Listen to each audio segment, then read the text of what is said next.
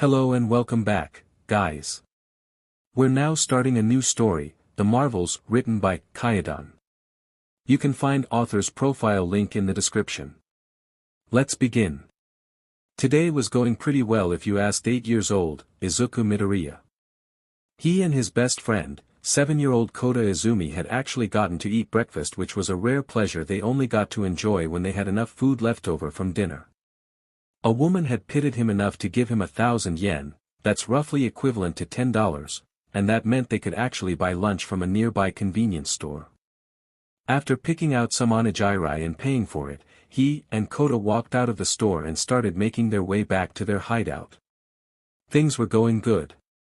Until Izuku took a closer look at Kota as they walked through an alleyway, and noticed he was holding something under his shirt.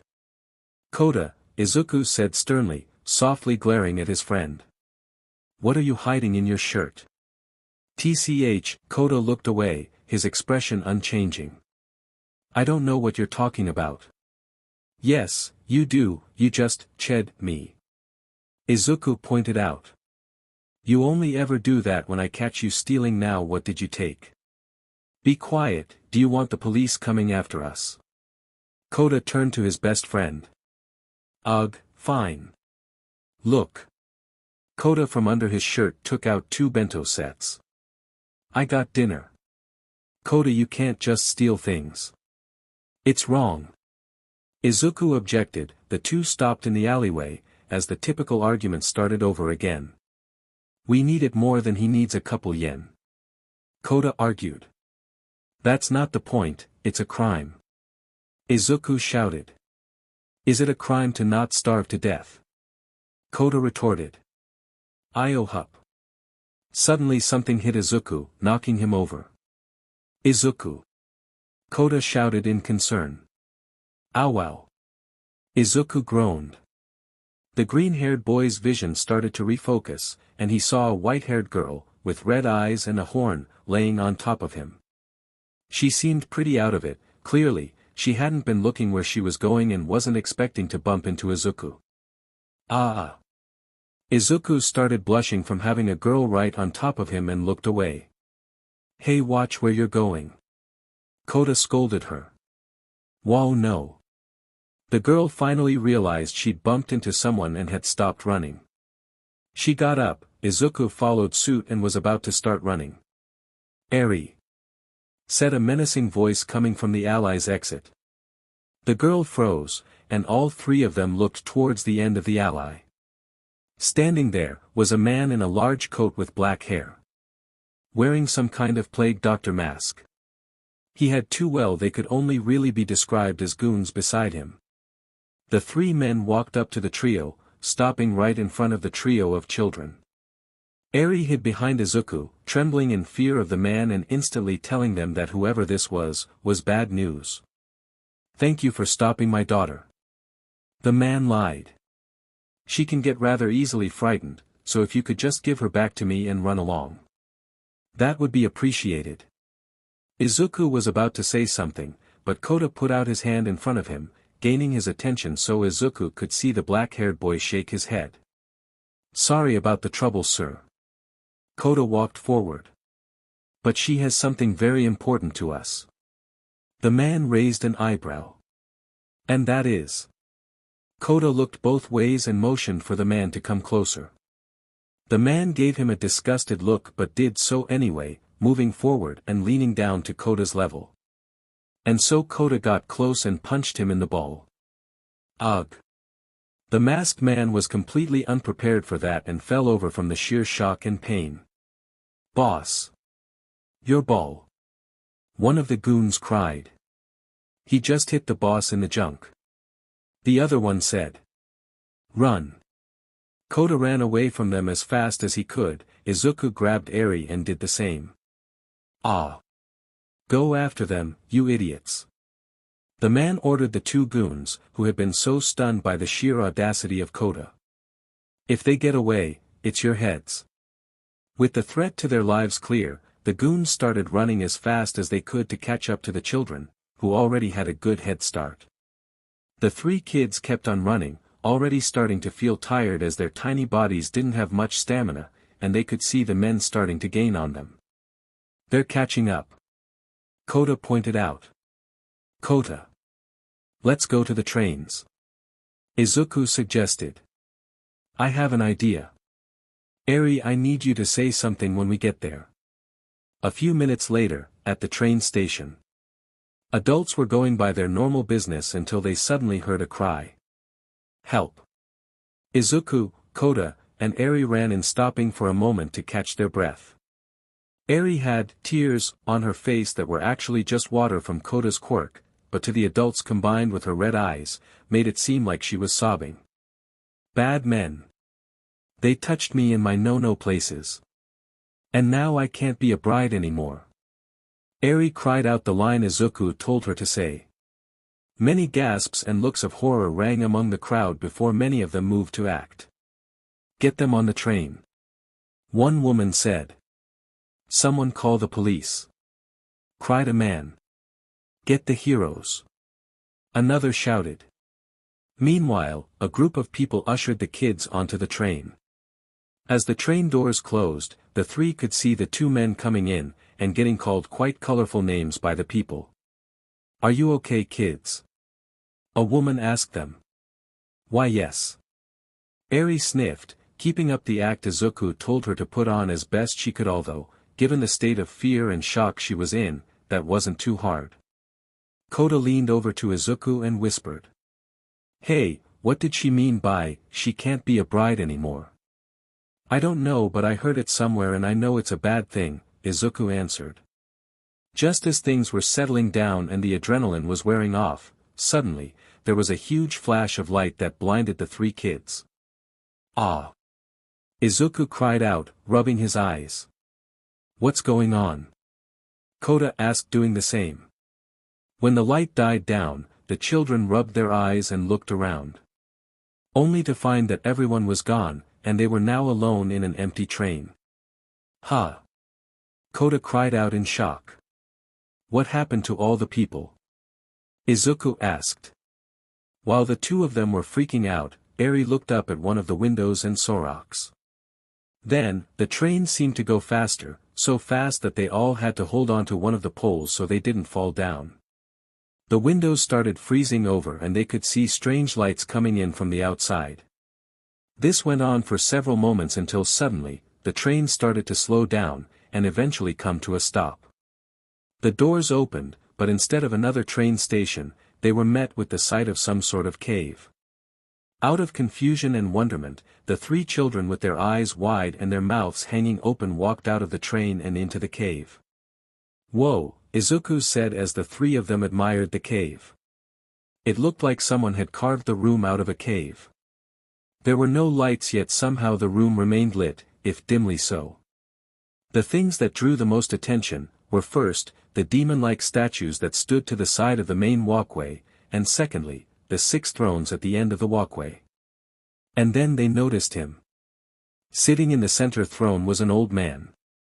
He was very skinny and had very long white hair with a long white beard. There was so much of it that they could barely see his face. He was wearing a long robe and some slippers and was holding a long staff with some blue glowy thing at the end. Welcome, children, he said, his voice hoarse but still loud enough that they could hear it. He got up from his throne and started walking towards them.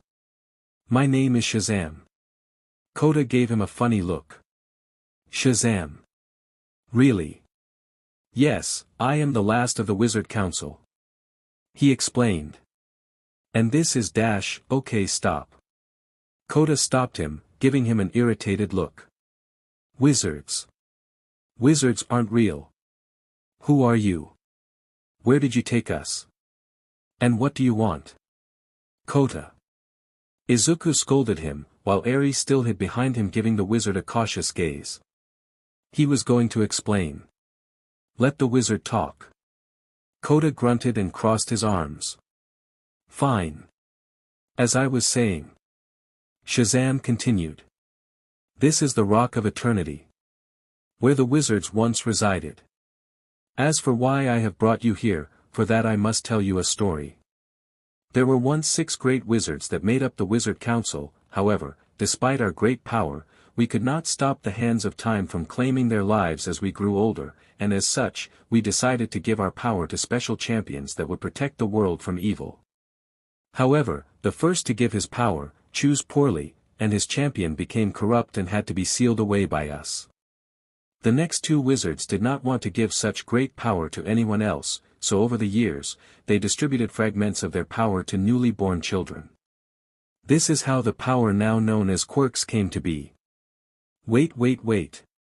Kota stopped him again. Are you saying quirks are magic? Shoo, Izuku quieted his friend, before looking to the wizard to continue. The next two wizards did not wish to be stuck with the burden of choice after the first champion fell. The wizard continued.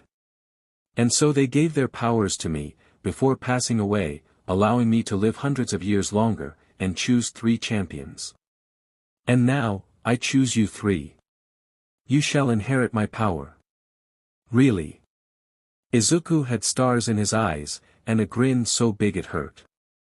After years of being quirkless Izuku, a powerless Deku, could it be that now he was going to get powers of his own? Eri was also thoroughly shocked. Someone thought she was worthy of something. Really? Kota looked at Izuku like he was crazy. You actually believe this? He's obviously lying. Should you accept? Shazam ignored Kota. Put your hands on this staff, and say my name. Izuku immediately put his hand on the staff and looked at the other two to do the same. Come on guys, do it. Aye. Eri looked away in shame. I don't think I'm worthy. I'm just a curse. Come on Izuku, this is obviously a load of bullshit. Kota cursed. Language. Izuku scolded. But it's true. Kota said. And even if it was true. Why us? We're not heroes or champions or whatever. Why not give to a hero? Or I don't know, an adult. I have yet to find any adult man or woman who both had a pure enough soul, except for one man, who already had so much power. The wizard explained. As for why I choose you 3. He looked at Izuku. You have had a heroic spirit since the beginning. And despite your struggles and your setbacks, and even facing all the horrors the world has thrown at you, you have remained pure, unbroken. You refuse to steal even if you must starve, you refuse to hurt others even if they hurt you, and put people first even if you must put yourself at risk. Izuku was now crying tears of joy. No one had ever praised him like that before. Not since his mom, not since she died. He turned to Eri. You have been through horrors that would break the minds of most men, and yet you, a child, remain strong. You did not run from those men because of what they would do to you, but because of what they would do to others, using you. You have no reason to want to help anyone and yet you do, because you are pure. Eri flinched and became flustered. She had never been praised like that. Ever. And then he turned to Kota. And you, despite your pain, despite your words and despite even your thoughts, when the time came you acted immediately to save another person, a stranger to you, and put yourself at risk to do so. Kota turned away. TCH, not like I wanted to save her or anything, that guy was just a creep who needed to get punched. You 3 are worthy, now place your hands on the staff, and say my name, Shazam repeated. Izuku was obviously all in, but the other 2 remained hesitant. Come on guys. Izuku pleaded. If we do this then Eri won't need to worry about those people that were chasing her. Eri's eyes widened. She had never even considered it fighting Overhaul. It just seemed to be an insane idea, but if she took this power, then maybe, just maybe she could defend herself from him. And she'd never have to go back to that room again. Slowly, Eri made her way over to Shazam and grabbed his staff. Kota. Kota. Kota please. Izuku begged his best friend. Ugh. Kota groaned, marching over and grabbing the staff. Nothing is gonna happen anyway, so why not? Now, say my name and you will be imbued with a fraction of the wisdom of Solomon. The strength of Hercules. The stamina of Atlas. The power of Zeus. The fortitude of Achilles. And the speed of Mercury. The wizard said. And who are those? Kota asked. Just say the name already. Shazam said, getting more and more irritated by Kota. Three looked at each other before looking back at the wizard and saying. Shazam. Crackum. Suddenly 3 bolts of lightning, stuck down where each of the children stood, and engulfed them in a flash of light. Enough with the lights. Kota complained. And then he realized that his voice was no longer his voice, it was now much different. I feel weird, Eri said, her voice also surprising her, with how mature it suddenly became. What happened? Izuku asked as they all opened their eyes. And then the changes became much more evident. Where the children once stood were now fully grown adults, looking to be in about their mid to early 20s. All wearing strange hero-like costumes. Izuku was now a large, muscular man standing at almost 7 feet tall, with a wide chest and large beefy arms and legs. It appears that PBRTY had big plans for the boy. His hair remained basically the same, however his face lost all trace of cuteness in exchange for a more defined handsome face, while still keeping the freckles. His costume was mostly emerald green, except his white cape and hood, his black belt and boots, and the white lightning bolt on his chest. Kota in comparison to Izuku was lean with a thinner but still muscular body, and at a far more average height. His hair had also gone mostly unchanged, but his face did become more mature, looking very much like his father. His costume was mostly blue, except white boots, a belt, a cape, and a hood as well as the white lightning bolt on his chest. Eri was the shortest of the group before and she still was, being about half a head shorter than Kota, and quite a bit shorter than Izuku. Out of them all, she seemed the most petite, but if you looked closer you could see that she still had a lot of muscle. Like the others, her hair was unchanged but her face did mature, although she did still maintain most if not all of her cute factor. Her costume was mostly red except for some gold trimming that lined parts of her costume, and her golden boots. Unlike the boys, instead of briefs, she was wearing a skirt. The 3 of them looked at their newly changed bodies in shock and awe, all of them at loss for words. The first one to snap out of it was Izuku, who got a huge grin on his face. As he could feel the new power in his body. It worked. It worked. Suddenly, Izuku sprinted towards the wizard, moving so fast he became a green blur. Thank you so much for wait a minute, do I have super speed? Izuku started running around the cave, at amazing speeds, putting most top heroes to shame. I have a quirk. Eri meanwhile still, wasn't used to the tingly feeling in her bodies, particularly in her hands. She raised them up, only for lightning to suddenly burst out of her palms and hit the roof of the cave. EAP. Eri jumped back, freaked out by her own power. Okay. Magic, maybe he wasn't lying. Kota admitted, only for Izuku to suddenly appear in front of him. Ah. Of course he wasn't lying. Look at us. This is so cool. I feel like I could fly. Izuku gushed, however, he suddenly stopped, as he realized he had started to float. Oh my god, I can fly. Izuku took off and started flying really fast in a circle above everyone. Oh. Suddenly everyone stopped and looked back at the wizard, who had fallen face first on the ground. Izuku gasped and zipped over to him. Mr. Shazam. Crackum. Suddenly Izuku was hit by another lightning bolt and was returned to his true form. Ha! Where did the magic go? Oh! Shazam groaned as he rolled over. Your power is not permanent, anytime you say my name, you transform either into your champion form or your original body.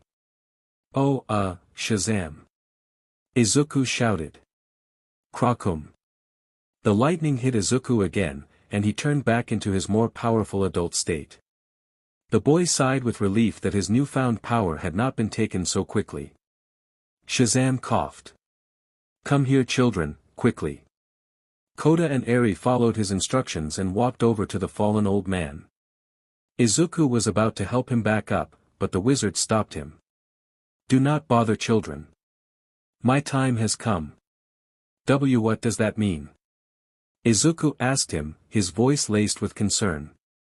"It means I am about to die," Shazam explained. Kota and Eri frowned, feeling horrible about watching a man die right in front of them. "Is there anything we can do?" Izuku asked, tears spilling from his eyes. "No, it is simply an aging child, nothing can be done about it well." The wizard looked at Eri. Nothing per se, but I do wish to be saved regardless. It is my time. Now hear me, I have much to tell you." All three of them stood silent, ready to hear whatever he had to say. "Firstly, none of you are at full power yet," the wizard said. "Your bodies will take time to adapt. And you can only use your powers so much until your bodies completely adapt. Your powers will grow as you do. Learn them well." "We will, sir." Izuku sniffed, still upset about someone dying right in front of him. "And secondly, with my death, the seals me and the others had placed upon the many great evils in the world, will be undone," the wizard explained. "Slowly, but surely they will break free, and you will need to stop them." "Wait, what great evils?" Kota asked. "What are they? Where are they? How it is time," the wizard said faintly. "Goodbye children, learn how to use your powers, and become great heroes." And with those last words, the wizard closed his eyes, and his breathing stopped. The three of them stood there in silence, for several minutes. Eventually, Kota spoke up, with the important question of, "So how are we gonna get out of here?" Karkum.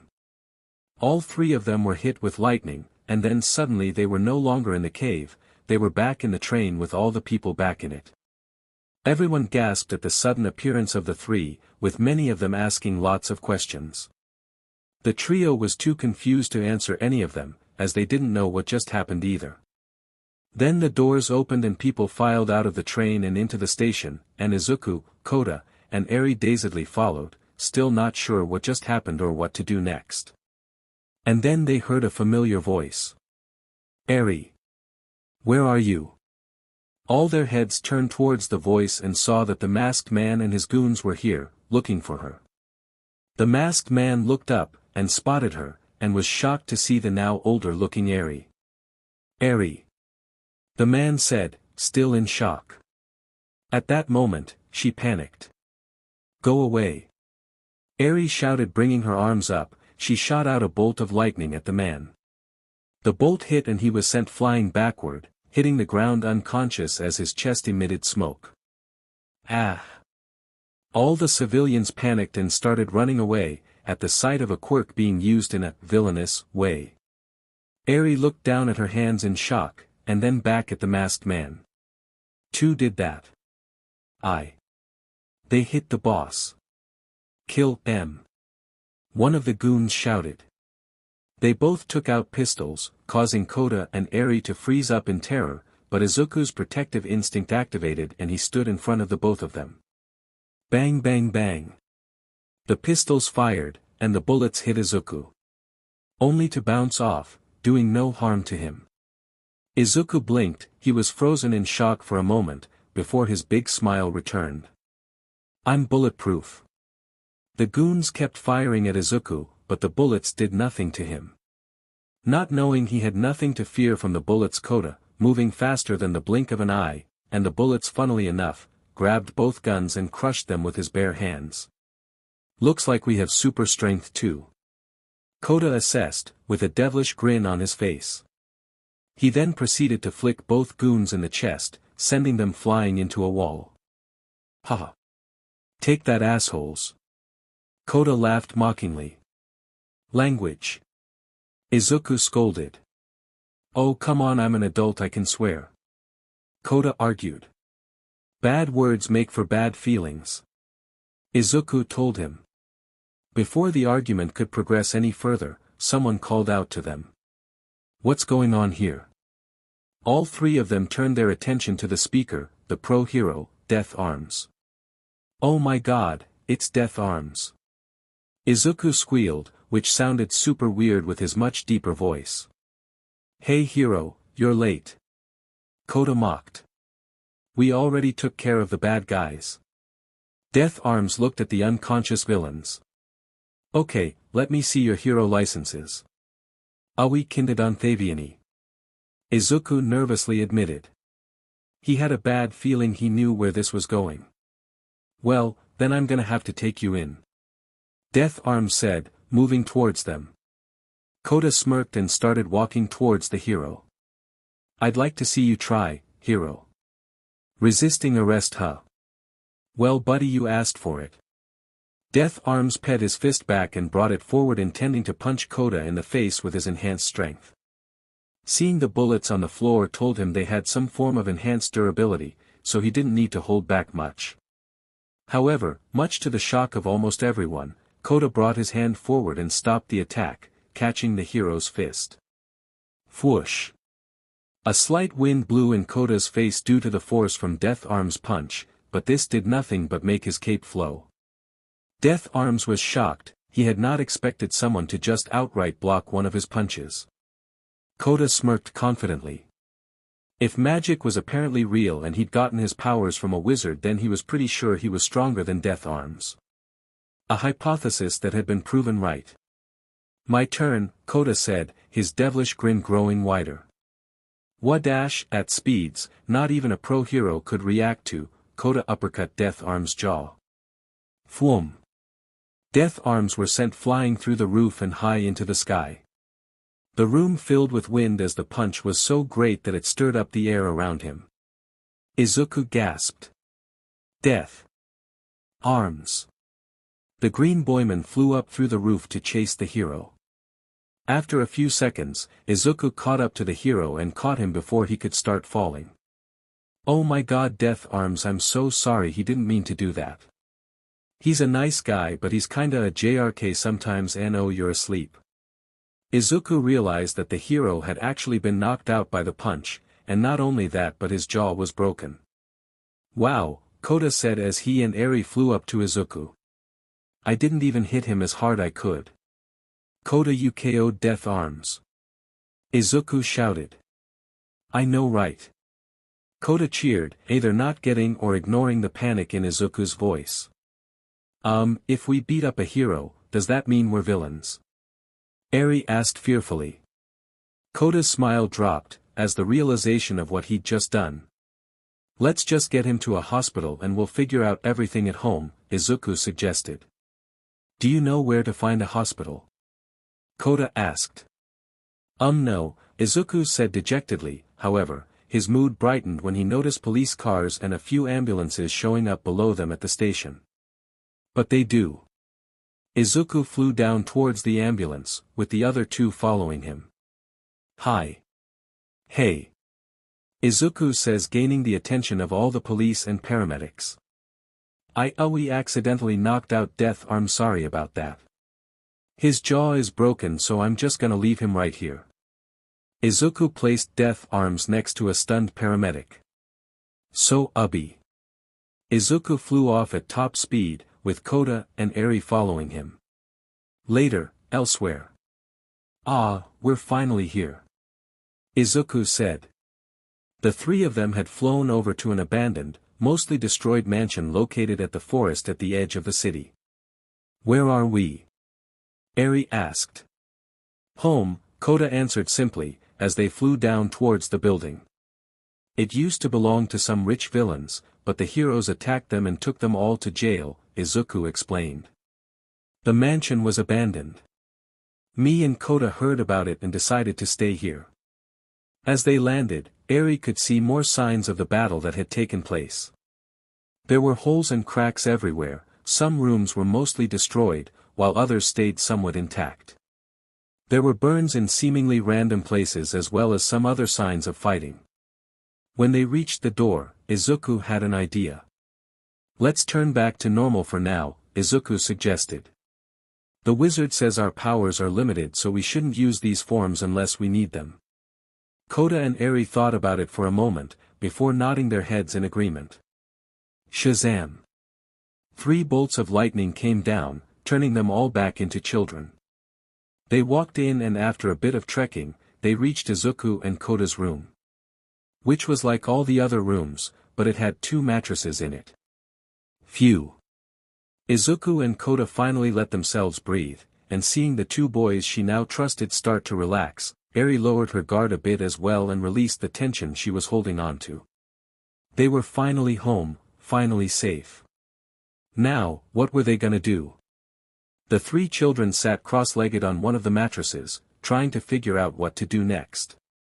So, let's start with what we should do about the bad guys first, then we can talk about the magic powers, Izuku suggested. Both Kota and Izuku looked at Eri. Yeah, now that all that's over, explain yourself. Kota med, making Eri flinch. Who are you? Who were those guys? And why were they after you? Kota. You're scaring her. Izuku scolded the younger boy. It's okay, you helped me a lot, so I should tell you, Eri said. My name is Eri, I don't know my last name. That man in the mask is Overhaul, wants to take my BLD to make bullets. What? Kota asked. That doesn't make any sense. Why would he use BLD to make bullets? It's my quirk. Eri looked down in shame at the mention of her quirk. My quirkament reverts people back to a previous state. It does a lot of things. But if he puts my BLD in some special bullets, and shoots them at people, he said it can take people's quirks away. What? Izuku and Kota shouted simultaneously. That's insane. Kota shouted. Quirk erasing bullets, Izuku repeated, his eyes wide as saucers. With those, he could take down pro heroes in the top 10. He'd hurt a lot of people. Eri cried. Like he hurt me. I couldn't let him. I can't let my power hurt any more people. Kota raised an eyebrow.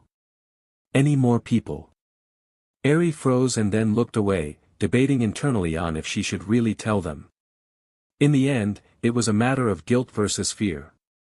The fear that if she told them, they would hate her, thinking she was a curse. But the guilt that came from not telling them was just as immense. She helped her escape Overhaul, and for that, she owed them everything. Including the truth. A long time ago, when my quirk activated it killed my daddy, Eri explained sadly, causing looks of shock to return on both Izuku and Kota's faces. I didn't mean to, and I can't remember a lot, but mommy said I was cursing. And Overhaul said it too. But even if that's true too, won't let my curse hurt anyone else. Stop please. Let me hide here, so Overhaul can't find me. There was a short pause of stunned silence, before Kota eventually shook his head, and rolled his eyes. Ugh. That's so dumb. Huh. Eri leaned back fearfully. Had she said too much? Did they hate her now because of her quirk? Kota. Izuku scolded again. What, she's being dumb? Kota pouted. There's no such thing as a curse. She just got unlucky and her quirk came at a bad time. What? Eri didn't understand what she was hearing.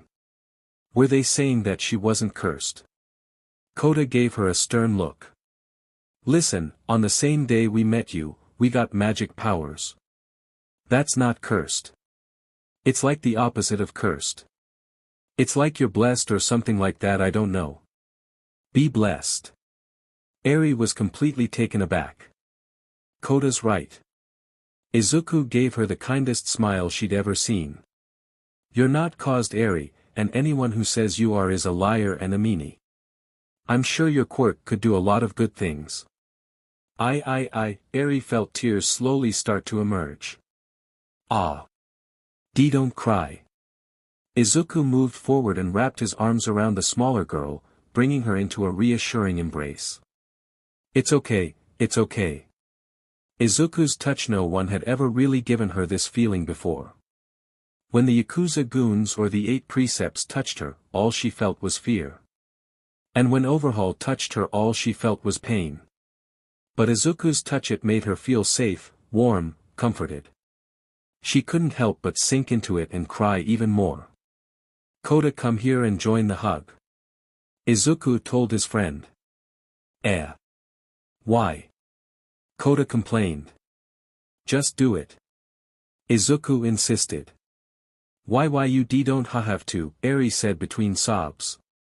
Kota looked at the sobbing girl that was crying her eyes out into Izuku's chest and tried really hard to fight off the urge to help comfort her and the guilt of just standing there doing nothing. Kotateya. Izuku whined, motioning for him to join. Ugh, fine. Kota relented. Kota's hug was awkward and distant, to the point where it was hard to figure out if he was trying to hug her or push her away, but Eri appreciated the thought anyway. Thank you. Eri cried. I'm not doing this for you, I just got cold. Kota denied, looking away from her to hide his embarrassment blush. They stayed like this for a few minutes until Eri started to calm down. Alright, enough with the sappy stuff. Kota pulled away the minute he thought Eri felt better. We have to figure out what to do about Overjerk. Do you think he got arrested back there by the police? Izuku frowned and shook his head. The police and the heroes need evidence to arrest someone. Without any evidence, they have to just let him go. Kota scowled. Then I say we use our new powers and go beat the tar out of him. I'm sure there's something in his base we can use as evidence. You can't. Eri protested almost immediately. He's too strong. Too strong. Did you see me back there? I took out a pro hero. Kota boasted. Izuku sighed at the fact his friend was boasting about turning them into criminals. What's his quirk? It's called Overhaul, Eri said. When he touches something, he can take it apart and put it back together however he wants, or he cannot put it back together at all. Oh, that's so cool. Darn it, why do so many villains have cool quirks? Izuku lamented. Such a waste. Still don't think he could beat us. Kota crossed his arm defiantly. I thought you said you didn't want to be a hero. Izuku asked the boy, remembering a conversation they had had some time ago. I don't, but that guy needs to get decked. Kota punched his plan to demonstrate. But if we did that we'd be vigilantes. Izuku pointed out. We're already criminals, so who cares? Kota countered. But if we just say sorry and explain ourselves, then maybe we cannot be criminals, Izuku suggested. Well, do you have a better idea? Kota asked him. Yup. A few hours later. And so that's your whole story? The policeman asked the three of them. Izuku had decided that the logical thing to do rather than getting involved and becoming vigilantes, was to go to the police. The three of them were now sitting in a police interrogation room. They had even been offered some food which they gladly accepted. Yesh swore. Izuku said with his mouth still full. Hey, he was a homeless kid, who could blame him for trying to stuff as much food into his mouth as possible? This food tastes weird. Kota thought, before shrugging his shoulders and going back to eating. I see. The policeman smiled and looked back at his partner. Well, it's a good thing you came to us first. Yeah. Izuku swallowed his food. Overhaul gonna pay us a pretty penny to get his hands on you. The man smirked sinisterly. What? Then suddenly, they all felt it. The kids started to feel woozy, their bodies rapidly weakening until they slumped over in their seats, and their eyes started to droop. Shashashaya. Kota tried to call down the lightning, but he couldn't even utter a word at this point. En no. Eri groaned, her body not even having the power to cry. Was the food worth it, kids? The man laughed. Hope so, nighty-night. Oh. Izuku groaned as he and the others fell asleep. A few hours later. Wake up.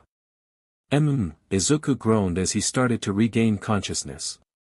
He could feel a cold metal floor below him, and his body was being constricted and he couldn't move his arms or legs. At first, he was confused, however as his brain started to wake up, he remembered what happened, and that confusion was replaced with panic and fear. His eyes darted open, as he took in his surroundings. And much to his horror, only a few feet away from him, was Overhaul. Next to the masked villain were 3 other villains. Mimic, Chronostasis, and Shin Nemoto. They were in a room, with no windows. The only light coming from the lights above. Next to him was Kota and Eri, also tied up with rope, and also waking up. Izuku tried to shout, but he found his mouth was covered by tape. Ma'am. Izuku tried to shout Shazam, but with his mouth covered, he couldn't get the words out, and thus no lightning came. The other 2, now fully awake, tried the same thing, but to no avail. Finally awake Eri. Overhaul asked the small girl, a bit too calmly. You've caused a lot of trouble. Overhaul walked towards Eri and then crouched down to meet her tear-filled, terrified eyes. You ran away, causing me to worry. I even got hurt while I was looking for you. Overhaul glared at her, as his clam facade started to drop and venom could be heard lacing every word he spoke. And you ripped in these 2, poor, innocent young boys. You know what's going to happen to them, right? The price for disobeying me. Eri desperately cried out for him to stop, tear-filled sobs that went unheard due to the tape. That's right, I'm going to kill them. Overhaul said. You've gotten 2 nice young boys killed. How many people do you have to hurt before you're satisfied, you monster? Izuku tried to shout at Overhaul not to call her that, but that stupid tape was stopping him. Then, Overhaul reached out and ripped the tape off Eri's mouth. Do you have anything to say for yourself, Eri? Overhaul asked her. Want to apologize for killing these 2 boys? Fear filled Eri's mind, clouding it and making her thoughts fly out of control. There were so many things she wanted to say. She wanted to beg for Overhaul not to hurt them, she wanted to apologize for getting Kota and Izuku involved, she wanted to just cry because after thinking she finally escaped, she was brought back not even a day later. But in a moment of clarity, she figured out exactly what to say. Shazam! Kakum! Lightning burst down from the sky, mysteriously going through all the things in its way, and striking Eri. Gah! Overhaul, who was right next to Eri, was also struck by the lightning as it was blown back a few feet. When the lightning flash subsided, Eri was now in her adult form, and free of her bindings. What the F? Mimic shouted in shock. Eri! That was you! Overhaul shouted out in rage. He thought that the person that struck him with lightning just had a similar appearance to Eri. After all, Eri was a child, and her quirk had nothing to do with shooting lightning. He had already planned to hunt down and kill whoever it was that had struck him, but knowing it was Eri, enraged him even further. In the face of Overhaul's furious gaze, Eri with speed beyond what they could even see picked up Kota and Izuku, and ran off. What the hell just happened? Shin asked. Since when could Eri do that? I don't know, but I'm going to find out. Overhaul growled. Lock down the base, send everyone. Bring them to me. Meanwhile, with Eri, Izuku, and Kota. Eri ran through all the Yakuza thugs in her way, taking them down literally without even trying, until she reached her destination. She ducked into a room and finally stopped. The poor girl was still hyperventilating, purely out of fear. She set both Izuku and Kota down and ripped the tape off of both their mouths. Not even taking a moment to acknowledge the pain of having the tape ripped off, the 2 boys immediately knew what to do. Shazam! 2 bolts of lightning struck down, and hit Izuku and Kota, transforming them into their stronger, bigger selves. Oh God, we almost died. Izuku shouted. If he didn't rip off that tape we would have been taken apart. Kota added, before looking at Eri. Why'd you stop here? I don't know, Eri answered honestly. Izuku looked around and noticed the room was a bit strange for a room in a villain's evil lair. In the center was a large bed, and scattered all around the bed were toys. Unopened, unused toys. Is this your room? Izuku put together. Eri nodded. In her panicked, desperate mind, she went to the closest place she thought was safe. Of course, she knew this place wasn't actually safe, but Overhaul had never hurt her in this room. No, he'd take her out of this room, and then he'd hurt her. But it was that illusion of safety that caused her terrified mind to bring her here. Grr. That bstrd. Kota growled, his fear now quickly being replaced with rage. I'm gonna beat him till he turns blue. No. We need to leave. Eri insisted. We need to hide. No, Izuku said, gathering both of their attention. We can't just run away forever, they'd find us eventually, and we can't go to the police. Izuku looked up at both of them, determination blazing in his eyes. The best thing we can do is stop him right here, right now, and then hopefully find some evidence after we're done so we can give it straight to the heroes. But Eri tried to protest, but she couldn't find the words. I like this plan. Let's do it. Kota agreed, lighting sparking off of his body. Eri. Izuku walked up to Eri and put his hands on her shoulders. I know you think he's too strong, but knocked him out with one attack earlier. We can do this. She was so overwhelmed, she didn't know what to say still. She can leave if she wants. Kota rolled his eyes and cracked his knuckles. If that's what she wants, Izuku said. If you use your super speed then you could leave and fly away pretty easily. But me and Kota are going to stay and fight. What do you want to do, Eri? Once again, Eri found herself without words, but this time it was all momentarily. Why are you doing all this? Why are you risking your lives for me? Why? Eri asked, completely baffled as to why anyone would do so much for someone like her. Once again Izuku gave her that warm, pleasant smile. What do you mean? It's just the right thing to do. And you don't deserve to be stuck here with that creep anyway. Kota crossed his arms. But don't get me wrong, I'm not doing this for you, he's after us too so we don't have a choice. Izuku Kota. Eri whispered. She shut her eyes and made a decision. Despite her fears, despite how much she wanted to run, she couldn't just leave. She couldn't just stand aside and allow these two to fight for her. And if something went wrong, she'd never forgive herself. Ill fight. Eri shouted. The determination in her voice surprised everyone present, including her. But she meant it. She wouldn't leave these two behind. Alright then, what are you waiting for? Kota said impatiently. Let's go kick some butt. Crash. It was at that moment, the door was kicked at him, and behind it were 3 of Overhaul's 8 precepts of death. Toya Setsuno, quirk, steal. Yu Hojo, quirk, crystallize. And Soramizu table, quirk, food. Eri, you being a naughty girl. Toya said, pulling out a gun and firing at them. Blam. The bullets bounced off their impervious skin, much to the surprise of the 3 villains. Izuku was the first to attack, launching a bolt of lightning at Toya. Ah! The blonde-haired villain screamed as he was launched into the hallway, hitting the wall and slumping onto the floor unconscious as his chest was left smoking from the attack. Toya! You looked at his unconscious friend, before turning back to Izuku with a deadly glare. UBSTRD. The bald villain covered himself in hard crystals and charged at the trio, however, he never even made it a foot towards them, before Kota punched dead center in the chest. The villain shouted out in pain.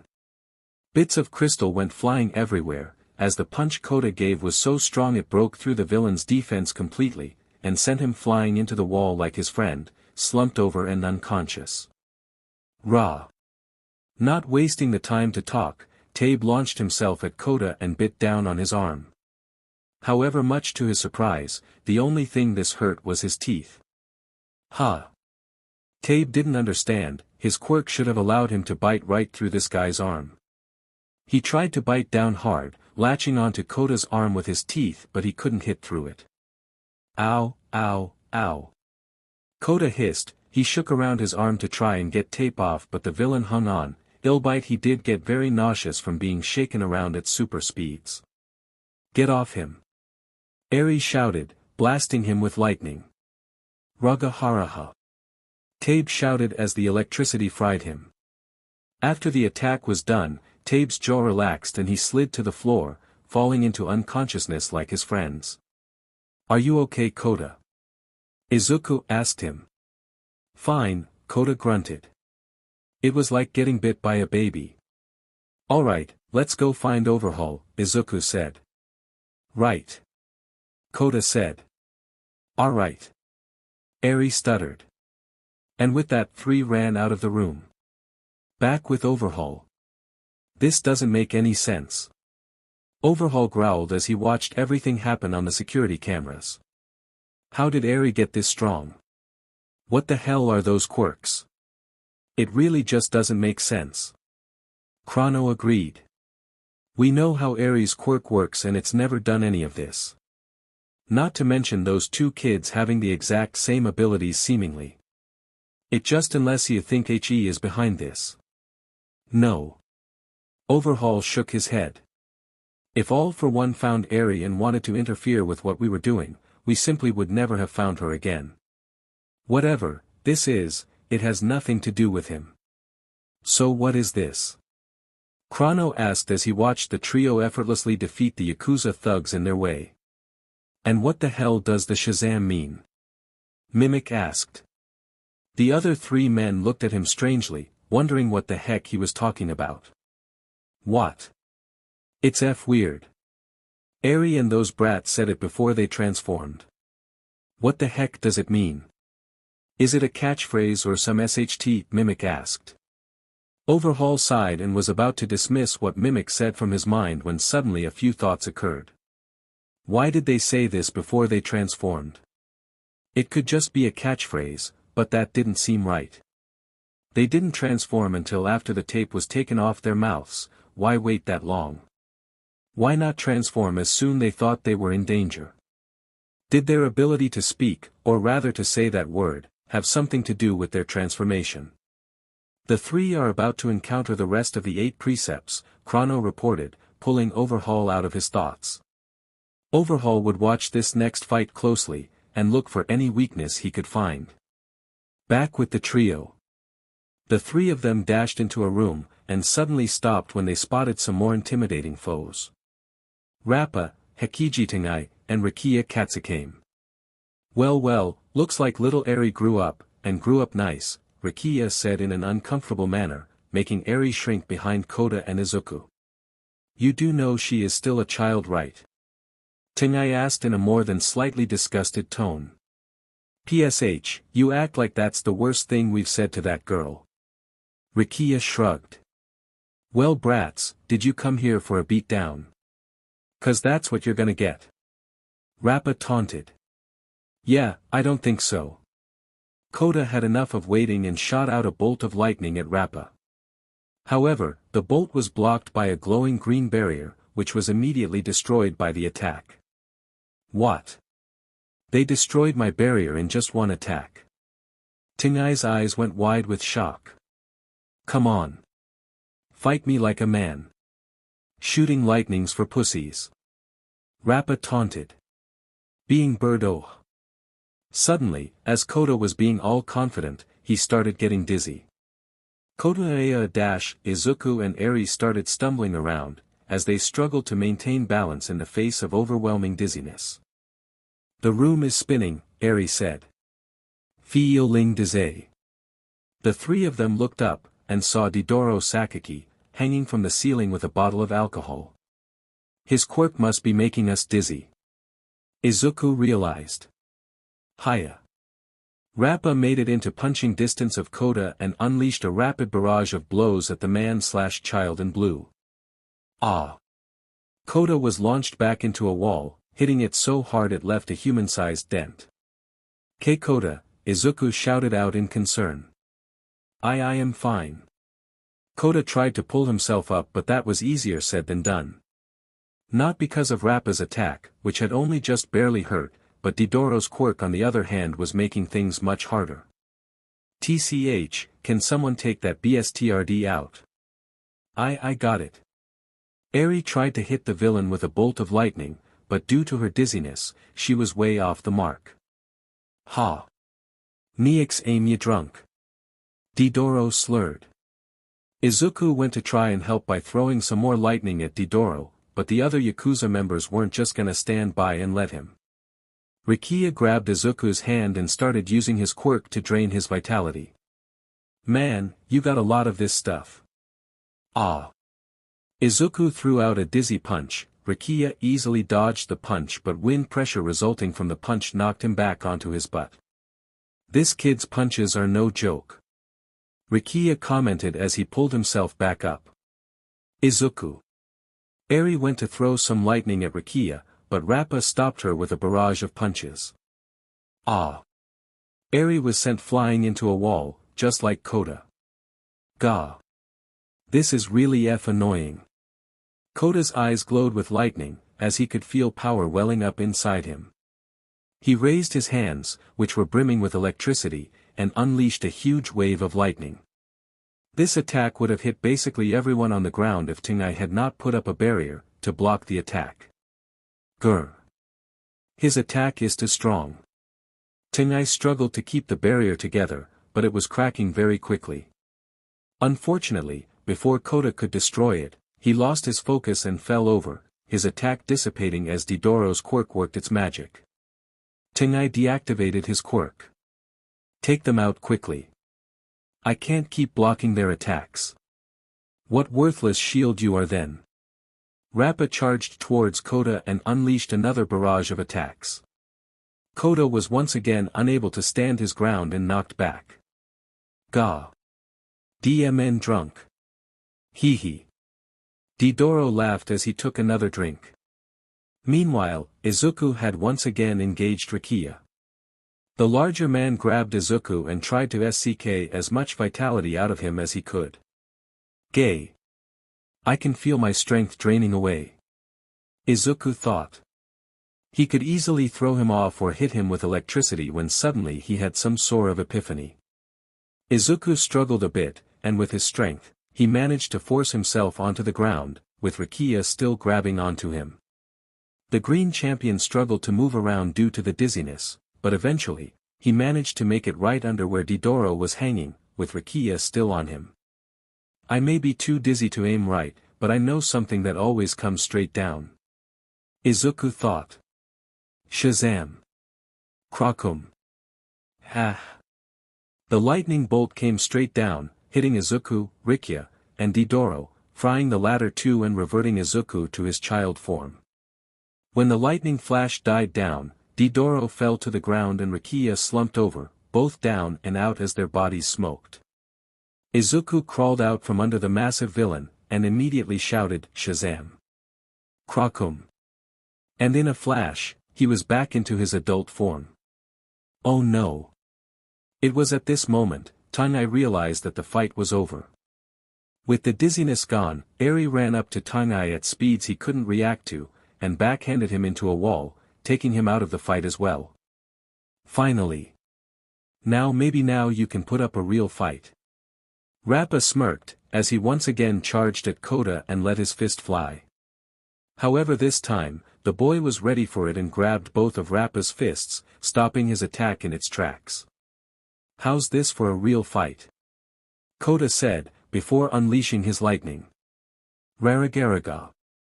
Rappa's body spazzed out as a CRP ton of electricity ran through his body. After a few seconds, Kota stopped his attack, and Rappa fell to the floor. Ow, my head still hurts. Eri groaned. Yeah, that guy was really annoying, Kota growled, walking over to Didoro's body and giving it a light kick, probably breaking a few ribs. Nice work taking him out, Izu. Thanks. Izuku smiled at them briefly, before turning towards the corridor that would lead them to Overhaul. Let's go. Back with Overhaul. DMN it. Chrono cursed, slamming his fist against the wall. They didn't even stand a chance. Even Rappa's attacks barely hurt them, Shin noted, sweating nervously under his clothes. They only lasted as long as they did because of Didoro's quirk.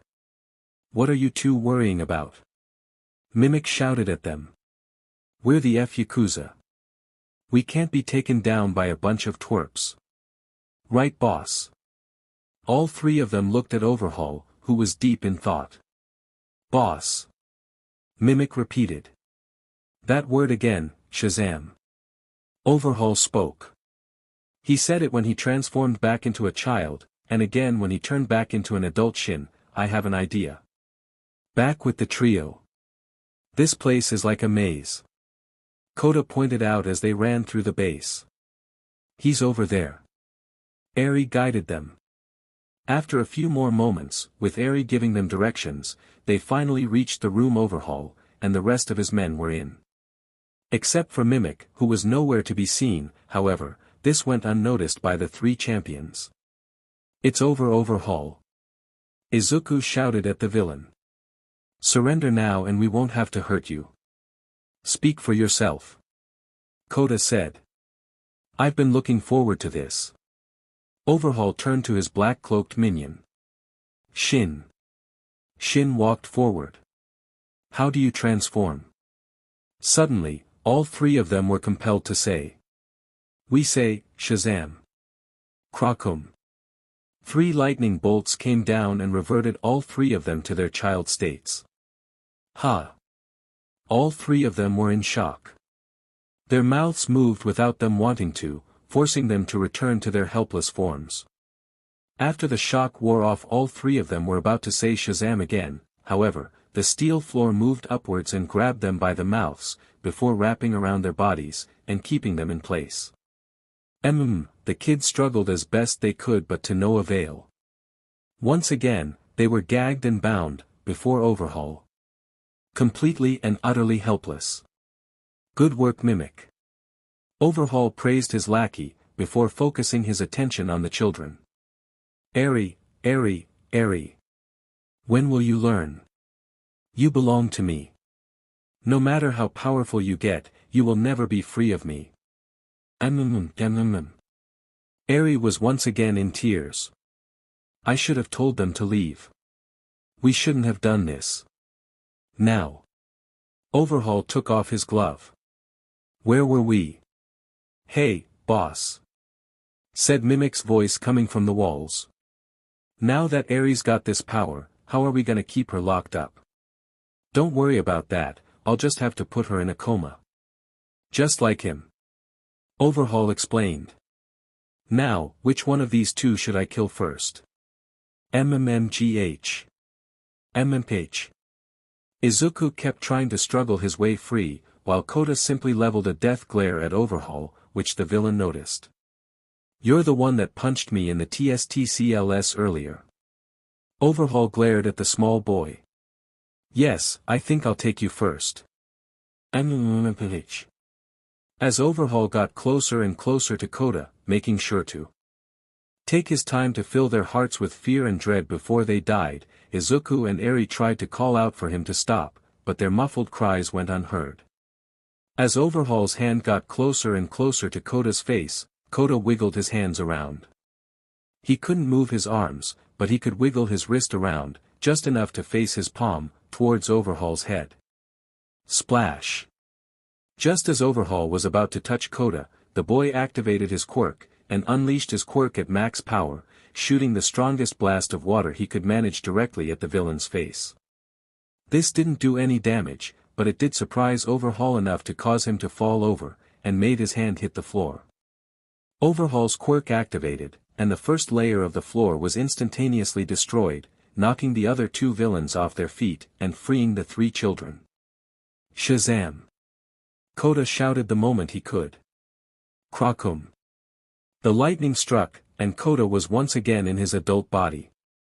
Before the villains could get their act together, he struck Shin with lightning, so powerful it knocked him through a wall and caused him to pass out immediately. No. Overhaul growled. He noticed Izuku had not transformed yet and decided it best to take him out while he could. Using his quirk he reformed the broken floor into a wave of spikes and sent them to Izuku. Not on my watch. Kota using his super speed got in front of Izuku, and took the attack, the spikes breaking against his chest. What are you two waiting for? Say the word. Izuku and Eri, who were both initially in shock, finally got their heads clear and said. Shazam. Krakum. Yes. Izuku cried. Great work Kota.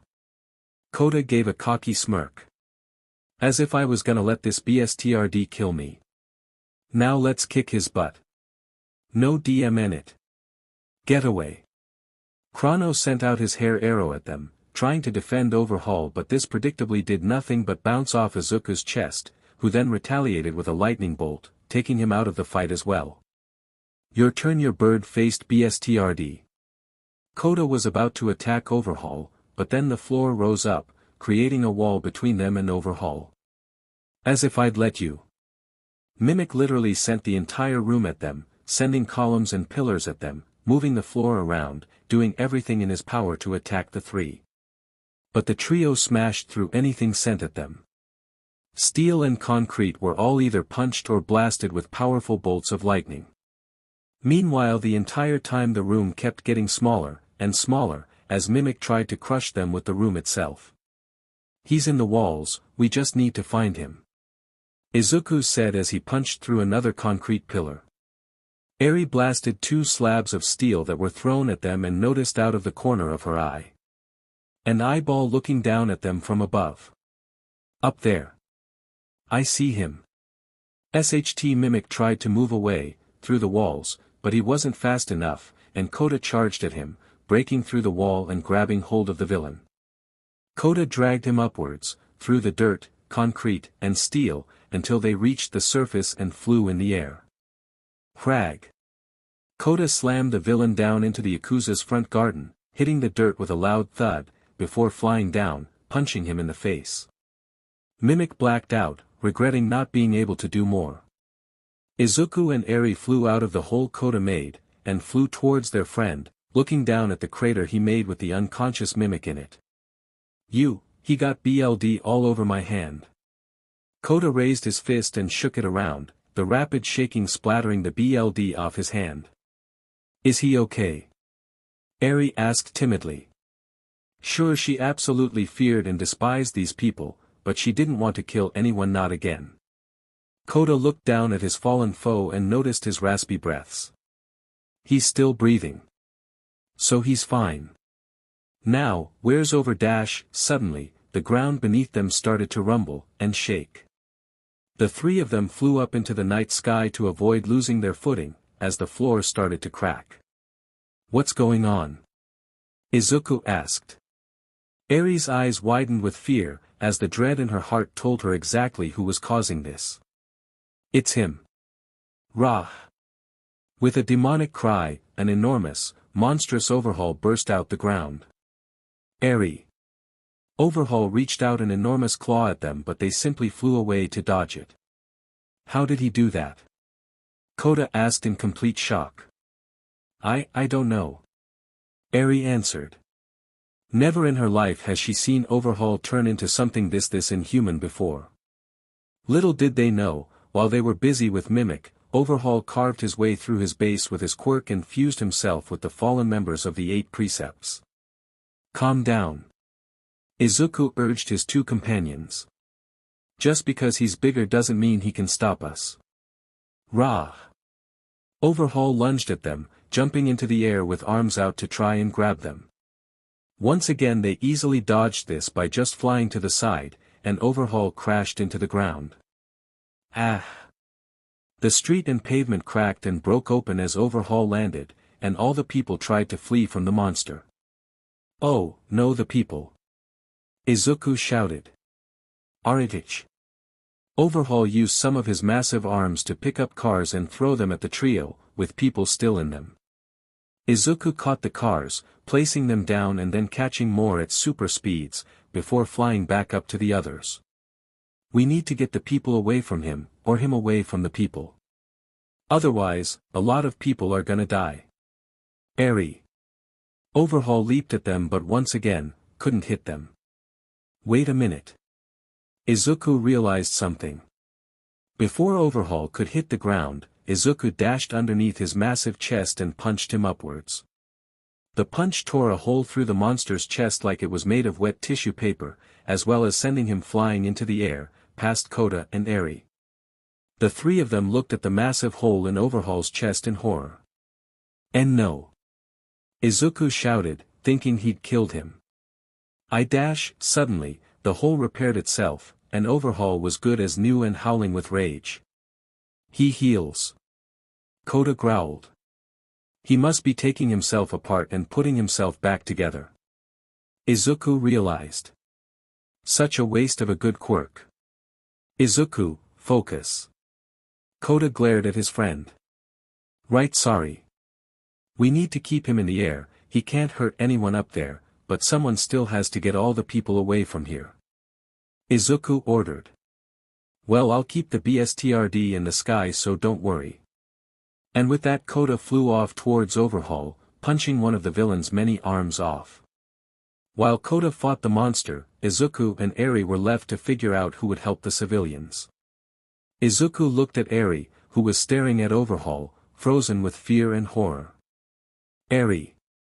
Izuku flew over to her and grabbed her by the shoulders, shaking her until he managed to get her attention. I know you must be scared, but you don't have to fight that thing, me and Kota can beat him while you get all the people away to safety. I don't know if I can. Eri trembled slightly in Izuku's arms. You have to try. Izuku told her sternly, we're the reason this is happening, if someone gets hurt because of him then that's our fault. Tool try. Eri managed to pull out a bit more resolve. Good, the police and the heroes should have some kind of barrier or line set up, put everyone close by, behind that line, Izuku told her. Okay. Eri took a deep breath. I have to do this. She sped away, finding the police line Izuku told her about, in seconds. Who's that? Asked a policewoman. I've never seen that hero before. A policeman said. Eri wasted no more time, dashing away and grabbing the first two people she could find, before flying back and putting them behind the line.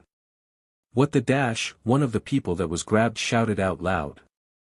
Neither of them had seen what had happened, only seeing a red blur, and then they were suddenly in a new location. Then that same red blur flew next to them and two more people appeared, and then again, two more people, and again, and again.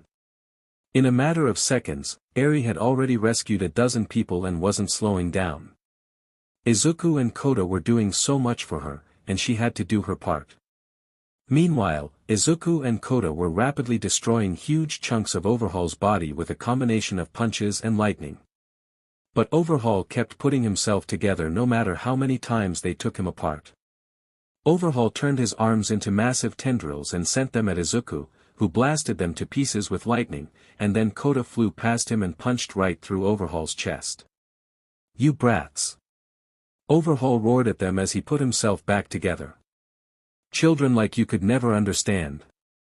Eri is mine. She belongs to me. No, she doesn't. Kota blasted him in the back with a powerful bolt of lightning. I'm getting sick and tired of you talking.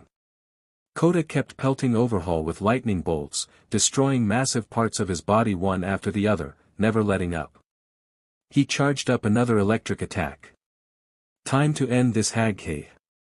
However, just as Kota was about to throw a huge bolt of lightning to finally end Overhaul. Krakum. Suddenly a lightning bolt came down, and hit Kota, transforming him back into a child. What? Kota shouted out in surprise before he started screaming because he was falling out of the sky. Ah! Kota! Izuku dashed up and caught him before he could fall too far, and brought them both back to the ground. Crash! Without Izuku or Kota keeping him in the air, Overhaul's charred body fell into a building, destroying it and bringing them both it and him to the ground. Kota, what happened? Izuku asked the transformed boy. I don't know. Kota shouted, only to suddenly fall to the ground. Ah, why do I feel so tired? Shazam. Krakum.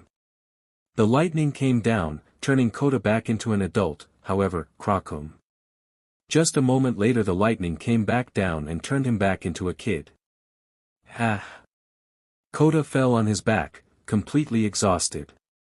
Now I feel even more tired. What happened? Eri flew down next to them. She had seen the lightning strike and figured something must have gone wrong if either of them were turning back into kids at a time like this. Kota can't use his powers. Izuku searched his brain for any reason why this might have happened. But why wait? The wizard said our powers were limited. We must only be able to use so much power right now. So we can't just keep fighting him. Eri asked fearfully. No. Izuku shook his head. If Kota's out of power, then that means we'll probably be out of power too soon. Eri gasped out in horror. DDMN it. Kota cursed, as he tried not to fall asleep. Eri. Overhaul had put himself back together and rose up, looking for them. We have to be smart, we have to come up with a plan. Izuku stuttered, starting to panic slightly. As Izuku muttered away trying to figure out an answer, a solution suddenly appeared in Eri's mind. She'd have to use her quirk on him. But if I did that I might kill him. Eri thought. And so the decision came. Did she risk it and see if she and Izuku could take on Overhaul with their leftover power? And if they failed, they would die. Or she could use her quirk on Overhaul, and possibly kill him. In the end, it came down to this. Risk their lives, or risk theirs. Eri shut her eyes and made her choice. She flew up, away from Izuku and Kota, and made her way towards Overhaul. She heard Izuku call her name behind her but she ignored him. When she reached Overhaul he noticed her and turned to face the girl he had hurt oh so much. Eri. You're mine. Come here. As Overhaul reached out to her, Eri froze. Now faced with the monster her tormentor had become, she was stuck with intense fear. However, her horns started to glow, and a green aura started to encompass her body. Overhaul's huge claws enclosed on her. And then a green flash consumed everything. Whoa! Izuku, who had flown after Eri, was blinded by this flash and had to look away. When the flash died down, Overhaul and vanished completely, leaving only Eri, flying in place, her eyes wide and still filled with fear and shock. Krakum. Without saying the word, lightning came down and stuck Eri, transforming her back to normal.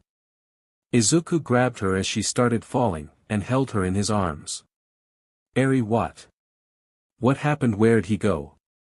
Izuku asked her, his voice full of confusion. He's dead.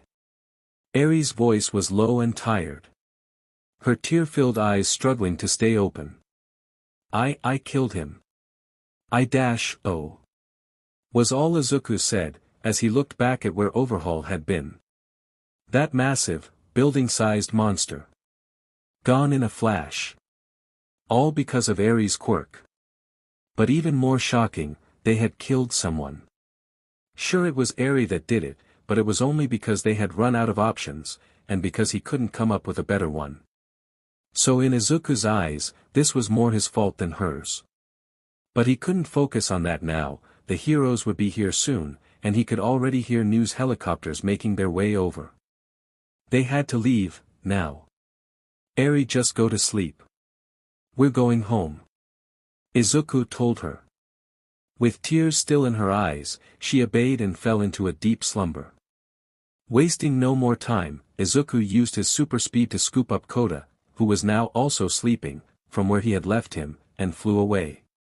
Shortly, at the destroyed manor.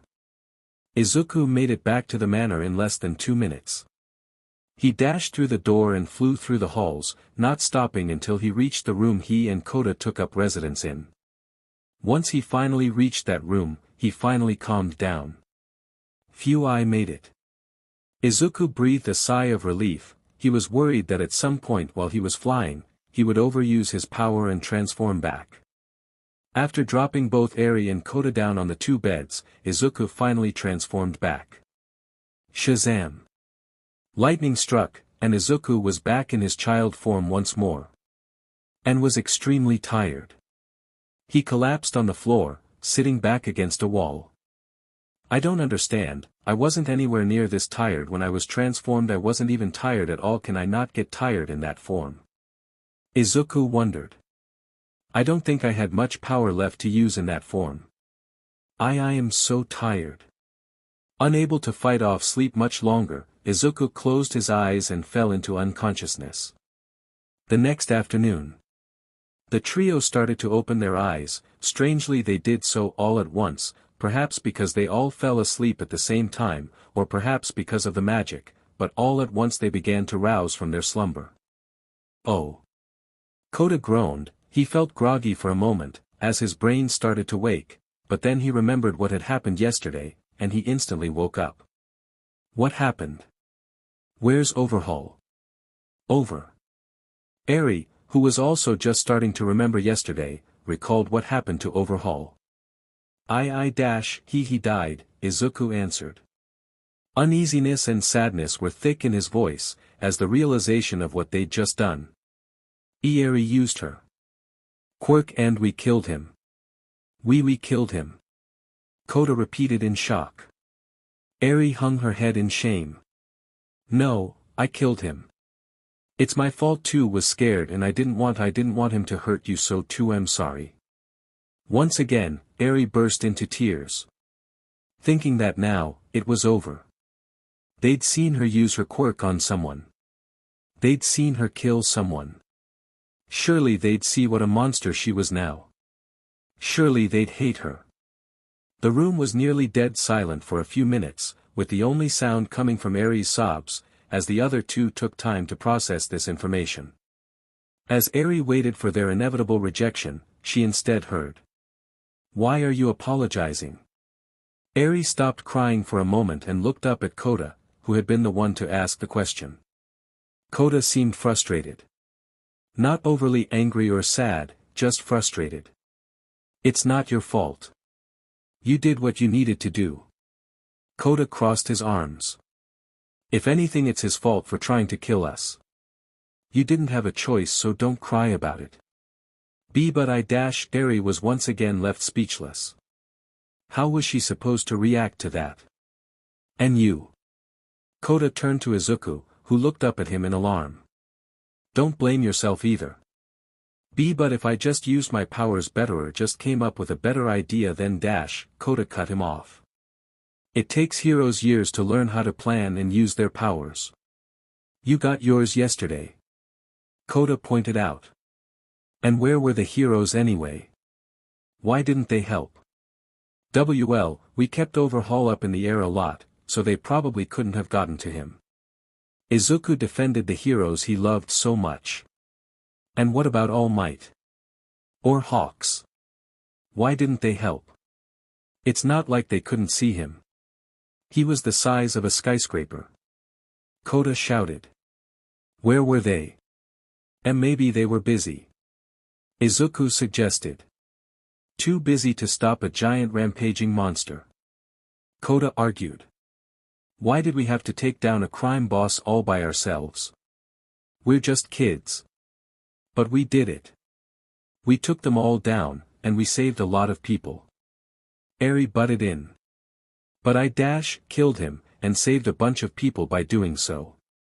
How many people would that monster have hurt or killed if we didn't stop him? Kota continued. Are you saying we should have killed him? Izuku asked, not quite sure what he was saying. We didn't have a choice. Kota answered. It's not our fault that we couldn't mstr our powers after having them for a day. It's not our fault we couldn't beat a super powerful crime boss after fighting his goons all day. It's not our fault we had to kill him. It's not our fault we wanted to live. Kota stopped to catch his breath after telling so much, giving the other two time to speak. I guess, even heroes have to kill sometimes, Izuku said. He didn't truly believe that there was no other way, but he saw Kota's point. But that didn't make the terrible feeling go away. Eri thought about Kota's words as well. Overhaul was a monster, of that she was certain. How many people would he hurt? How many people would he have hurt with those bullets if he caught her? Was it okay to kill him? Her brain told that Kota was right, but her heart was undecided. But one thing she could at least take solace in is that she was finally free. Overhaul could never hurt her, or anyone ever again. More tears spilled from her eyes. Are you crying again? Kota scowled.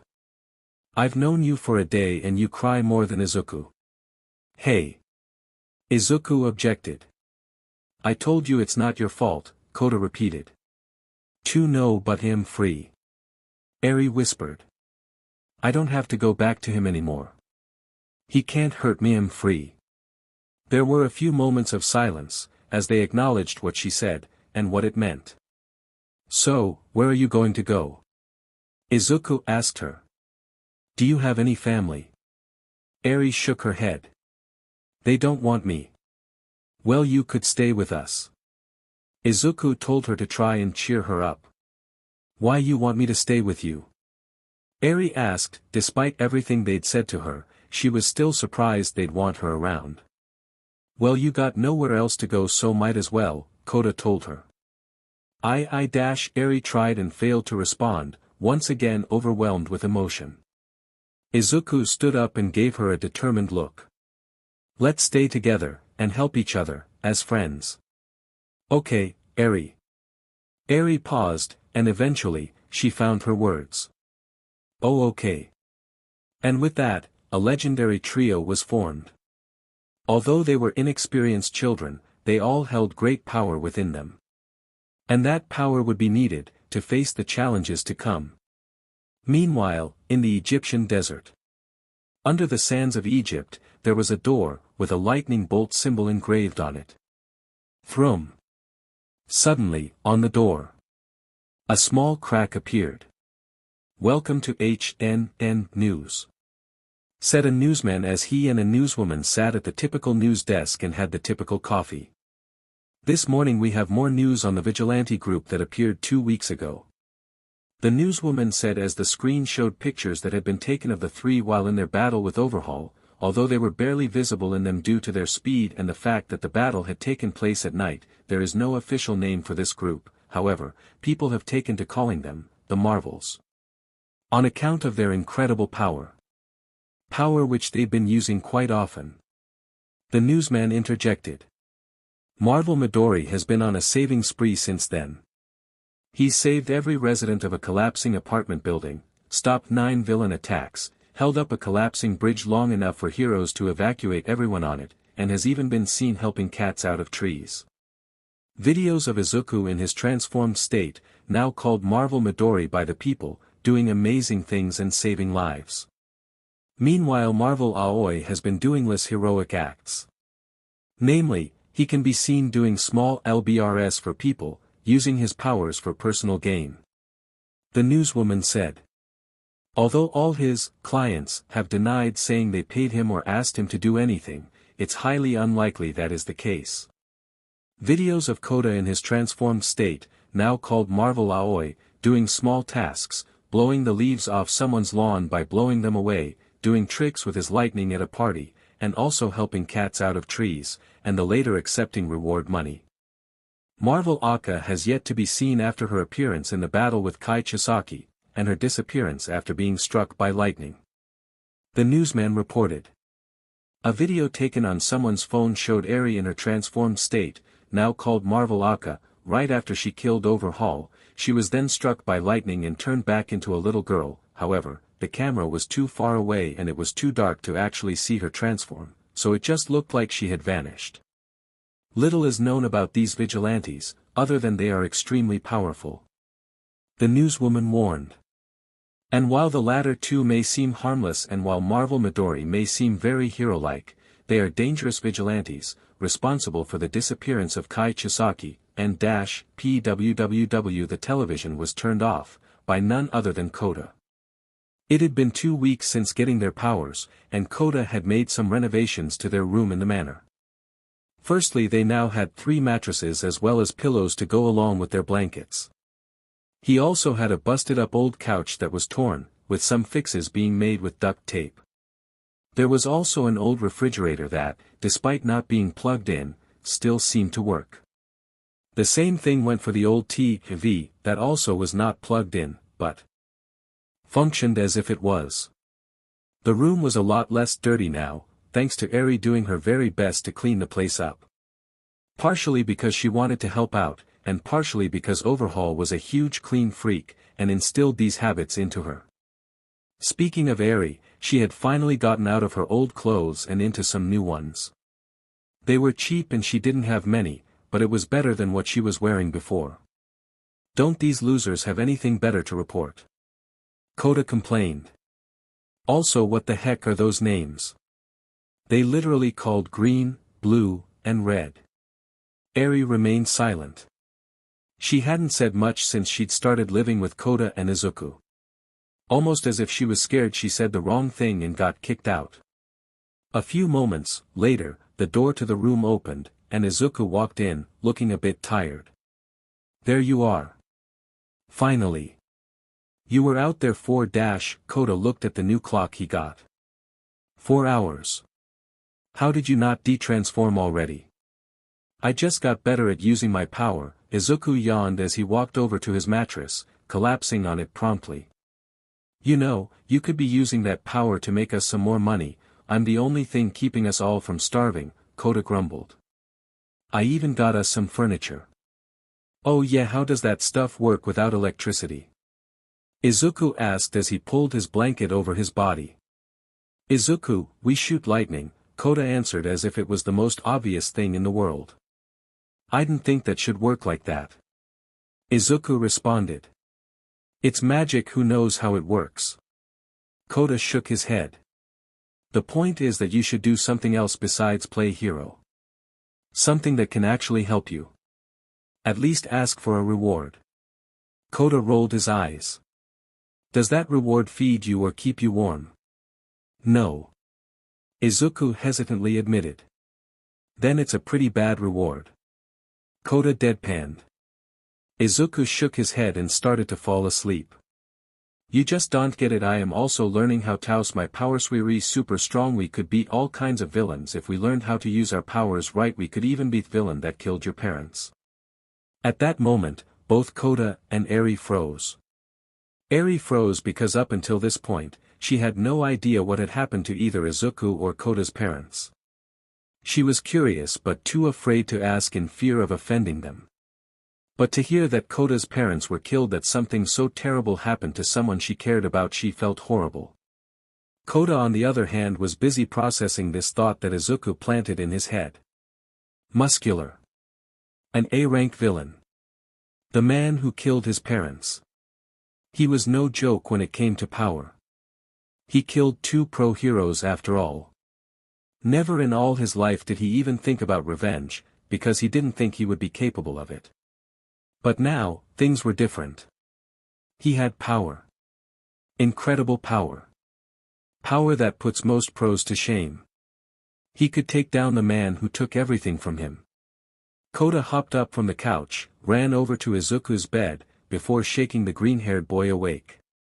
Izuku. Wake up. Ha. Izuku opened his eyes, if only slightly.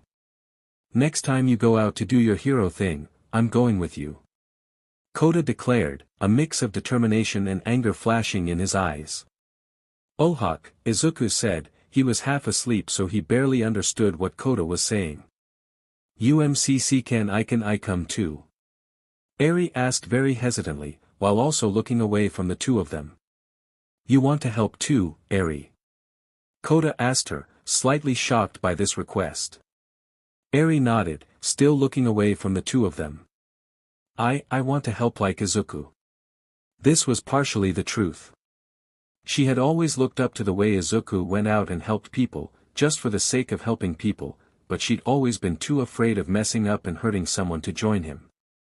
But now that Kota was going, if she stayed then she would be left all alone.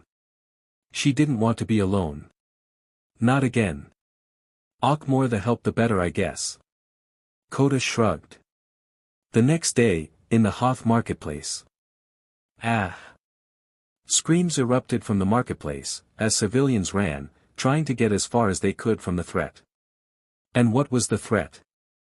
A villain made almost entirely of sludge, was running through there, taking all the money he could from the various stores, and no one could stop him. The police were, as usual, unable to do anything, and Death Arms, the hero that had shown up, couldn't touch the villain.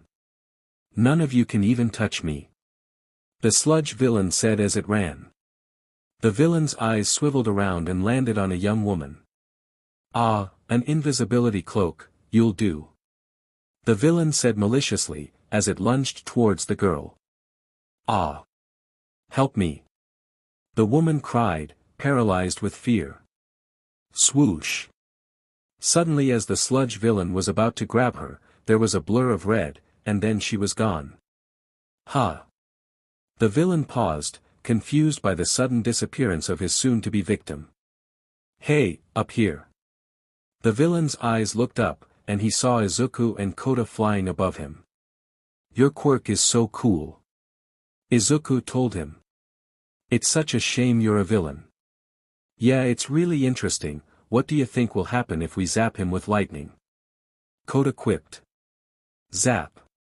Before the sludge villain could flee, Kota extended his finger and shot the villain with lightning. Bragragaff. The villain's body squirmed around frantically, as the electricity filled his body and caused him to completely lose control. Once Kota was finished, the villain melted into a pile of sludge on the ground. Did Weiss he gonna be okay? Izuku asked with concern on his face. Ow! The villain groaned. He's fine, Kota said.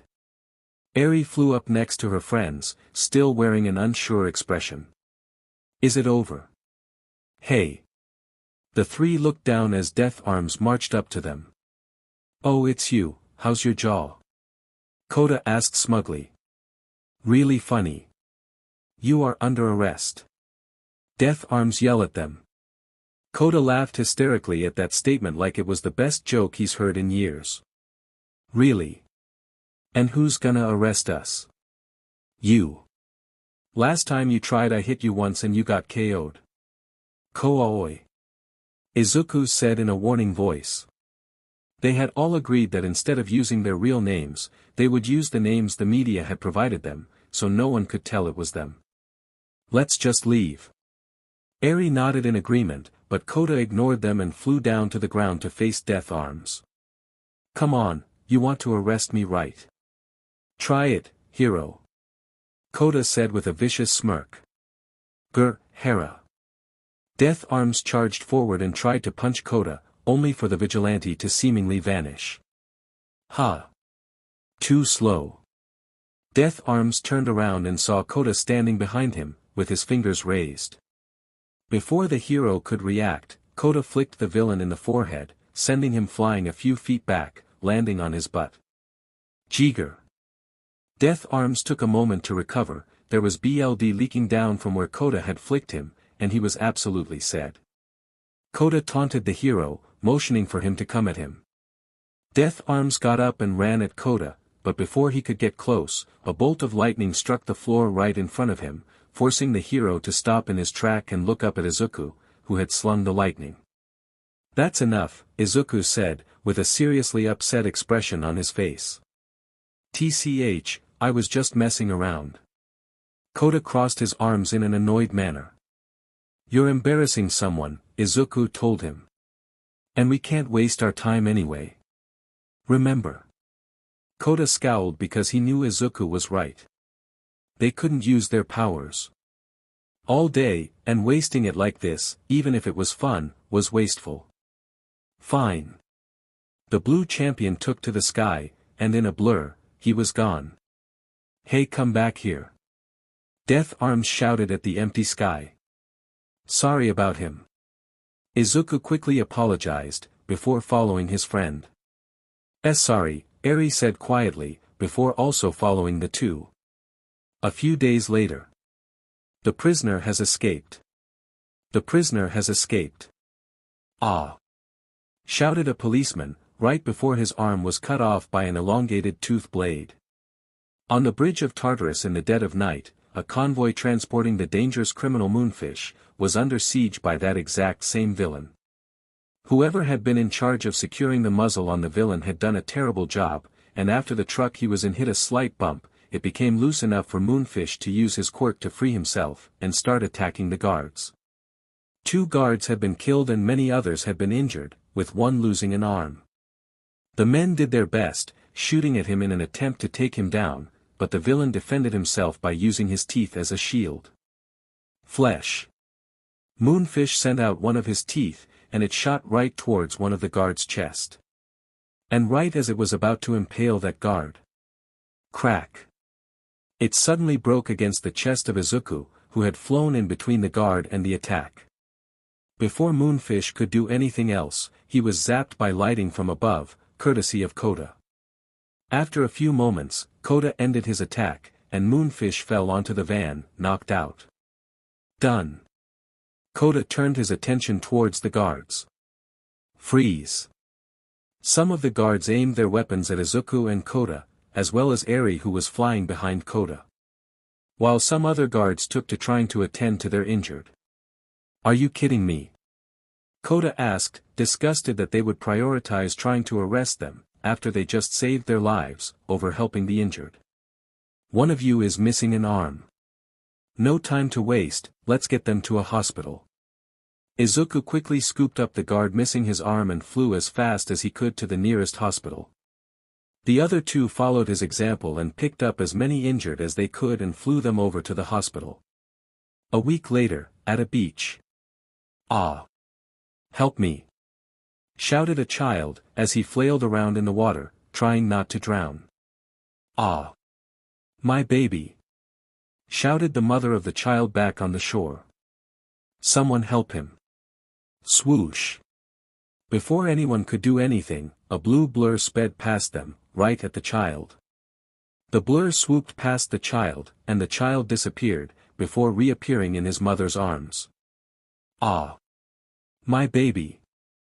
The mother quickly got over her shock and hugged her son. You're welcome, said Kota as he flew above all the beachgoers. Get out of here! Shouted one woman. What? Kota shouted in shock. I just dirty vigilante. You're no better than the villains. Shouted a man. Kota glared at the beachgoers, who continued to shout things at him, before finally taking his leave. A week and a half later. Eri looked at the remains of a recently collapsed building. This building had been the victim of a villain attack and had been heavily populated up until a few moments ago. Fortunately, while Izuku and Kota took care of the villain, she rescued the dozens of people inside the buildings. Eri didn't like fighting all that much, so she would typically leave that up to Izuku and Kota if she could help it, while she would rescue the people. As Eri was standing looking at the ruins of what once was people's homes, the press ran up behind her, with their cameras and microphones. Marvel Aka. Over here. Eri turned around and was immediately overwhelmed, as the press swarmed her, surrounding her completely and shoving cameras and microphones in her face. Marvel Aka, why did you become a vigilante? Is it because you don't respect the law or pro-heroes? What? And no. Eri answered quietly, trying to back away only to bump into another reporter. Where did you and your siblings get your powers? Are you using quirk-enhancing drags? Eri, despite having the speed of Mercury, couldn't answer the questions faster than they were being asked. Why do you and your siblings look nothing alike? Did your mother or father have multiple affairs? Eri didn't even know what that meant, but all this overwhelming attention was starting to cause her to tear up. Do you know how irresponsible your actions are? Or do you not care? As the reporters kept asking questions, and Eri started to cry, Krakum. Large bolts of lightning stuck all around the reports, causing them to stop and cower in fear, and looking up they could see a very upset Kota and Izuku, with lightning brimming from their eyes. "Get away from her. Now." Kota said, the words, or else, unsaid, but implied. Quickly the press dispersed, and Eri flew into the air next to the two of them. Couldn't they see she was crying? Kota muttered to himself, trying to make sure the other two couldn't hear him. "Are you okay, Eri?" Izuku asked her. Eri sniffed, and tried to wipe the tears out of her eyes. "I'm sorry." Izuku was about to tell her not to apologize, but Kota spoke first. "Why didn't you just fly away?" Kota asked her. Eri didn't know how to say she got overwhelmed. Kooi. Izuku glared at his friend for his insensitivity. Kota didn't say another word, and instead, he just flew away. 2 weeks later, Krakum. Ikai City was on fire. Abnormally powerful bolts of lightning had been striking the city, courtesy of the villain Nine. While their leader sent down his fury from above, his subordinates, Slice, Mummy, and Chimera, wreaked havoc on the ground. "This city will be a statement. A claim to my rule," Nine said as he stood on top of a building. "Well, that rule's not gonna last very long, I'll tell you that." Nine's eyes widened, and he quickly turned around to see Kota casually standing behind him. A marvel. Nine instantly recognized him. "I suppose you've come to stop me. You should be joining me. You have incredible power, and yet you use it for minor tasks and party tricks. You could rule with that power. You and your siblings. You should gawk." Before Nine could finish talking, Kota punched him in the gut, making the villain spit out blood all over Kota's arm before passing out from the force. "Ugh, gross." Kota shook all the blood off his arm. Why do villains always have to give such long speeches? It's so annoying. Meanwhile, on the ground people were running away from the combined force of Slice and Mummy. Slice shot out pieces of her hair at buildings, causing massive destruction around her, while Mummy wrapped whatever he could find up in his bandages. Cars, vending machines, and other things became puppets that would terrorize the people. One man was running away from one of Mummy's puppets when he tripped over a rock. Ah! Ah! The man screamed as the puppet came upon him, ready to attack. Zap! A bolt of lightning came flying, hitting the puppet so hard it pierced it, and went right through its body, causing it to explode. Ha! Mummy and Slice stopped their attack and looked where the lightning came from and saw Eri flying towards them. "Ah, hi!" Eri greeted. "See, could you stop attacking the city, please?" The two villains looked at each other for a moment as if asking, "Is she serious?" before turning back to Eri, and attacking her. Slice shot out sharpened strands of her hair, at her, but this only served to irritate Eri as the strands bounced off her skin. "Ow! Please stop." Eri raised her hands over her face to defend herself and shot some lightning down at Slice. The villain couldn't defend herself in time and was hit dead center. Aw! She flew back, into a car which caved in from the force of impact. Slice. Mummy looked at his teammate and saw she was unconscious, before looking back at Eri. "I'm sorry, please surrender." Eri pleaded. "Never." Mummy shouted with indignation. Before getting blasted by a bolt of lightning into unconsciousness. "Sorry." Eri apologized to no one in particular. Meanwhile, in another part of the city, Chimera breathed fire on a car, causing it to explode. "So you have super strength, durability, and you can breathe fire." Chimera stopped rampaging for a moment, and looked up, to see Izuku flying down towards him, eventually meeting him at eye level a few feet away. "Why is it that so many villains have cool quirks?" Izuku asked his foe.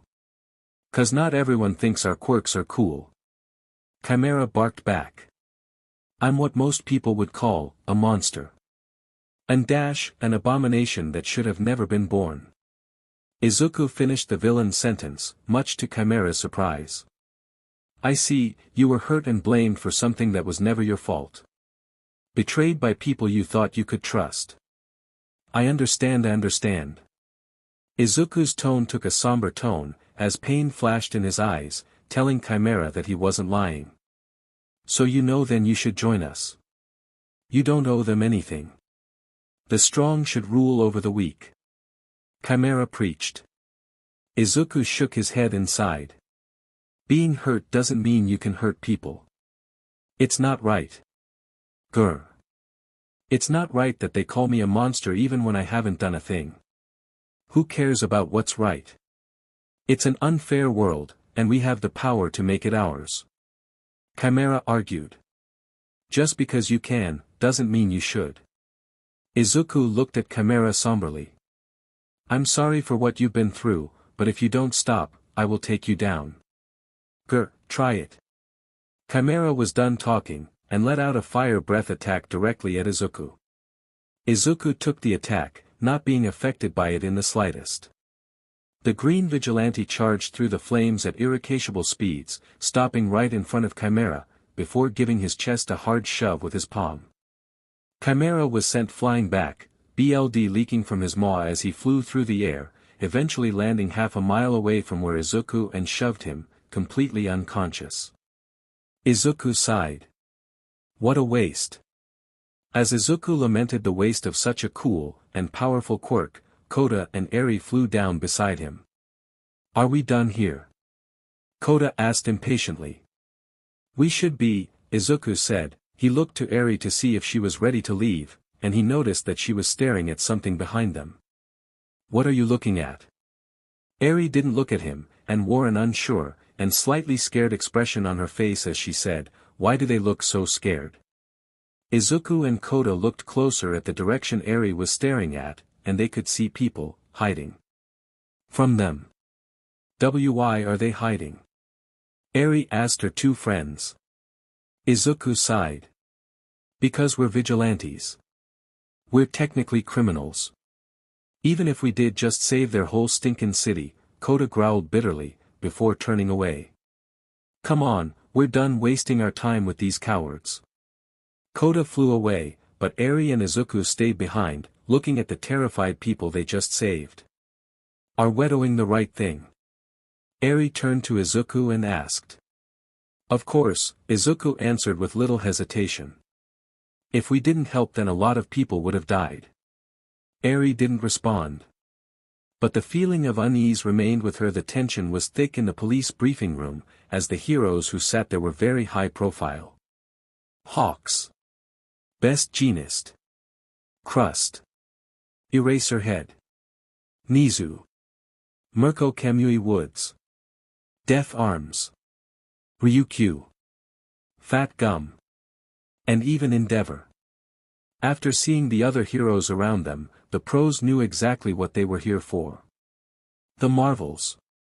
They all knew that they'd have to deal with them sooner than later. Not that most of the heroes here were looking forward to it. Instead of a member of the police, the one leading the briefing was Sir Night-Eye. Which made sense, seeing as the Marvel's debut was in getting rid of villains he had been trying to apprehend for years. Now, I'm sure you've all ascertained the reason as to why we've called you, Night-Eye said while pushing up his glasses. Mirko was the first to answer. Yeah. To take care of those flying assholes who think they can do whatever they want. Hey now. There's no need to use such harsh language. The Marvels have done some incredible things. Even if it's on the wrong side of the law. Crust didn't hate the Marvels and actually appreciated a lot of what they did. It saddened him knowing they would have to take them in. They're vigilantes. What they've done beyond that is irrelevant. Endeavor spoke up. Our job is to take them in, as simple as that.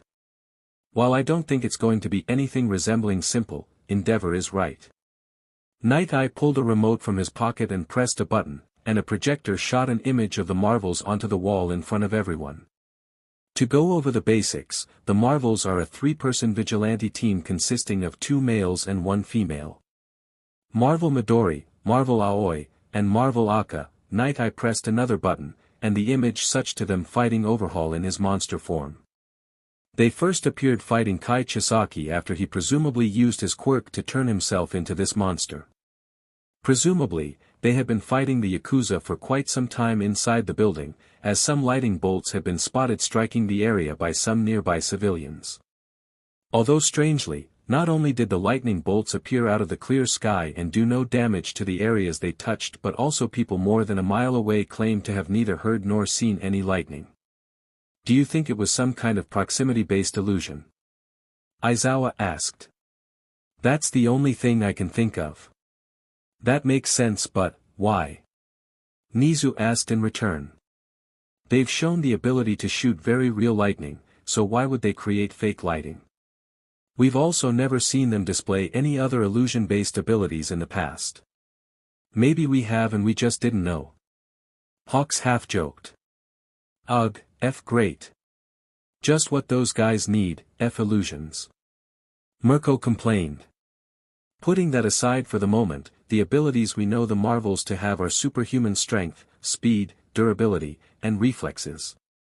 As well as the ability to fly and shoot blasts of electricity, Night Eye stated, suching through slides that showed the Marvels using their powers. They also may have the ability to teleport. Although this was only seen in their battle against Overhaul. Night Eye showed a video that was obviously taken on someone's phone, of a very, very far away Kota about to finish off Overhaul, only to get struck by lightning and seemingly disappear. Then it showed Eri after defeating Overhaul, flying in the air only to get struck by lightning and disappear. I'm not sure what that was. Nizu spoke his thoughts, gaining everyone's attention. Looking at it at a first glance one could think that the Marvels had teleported away, however with context that theory falls apart.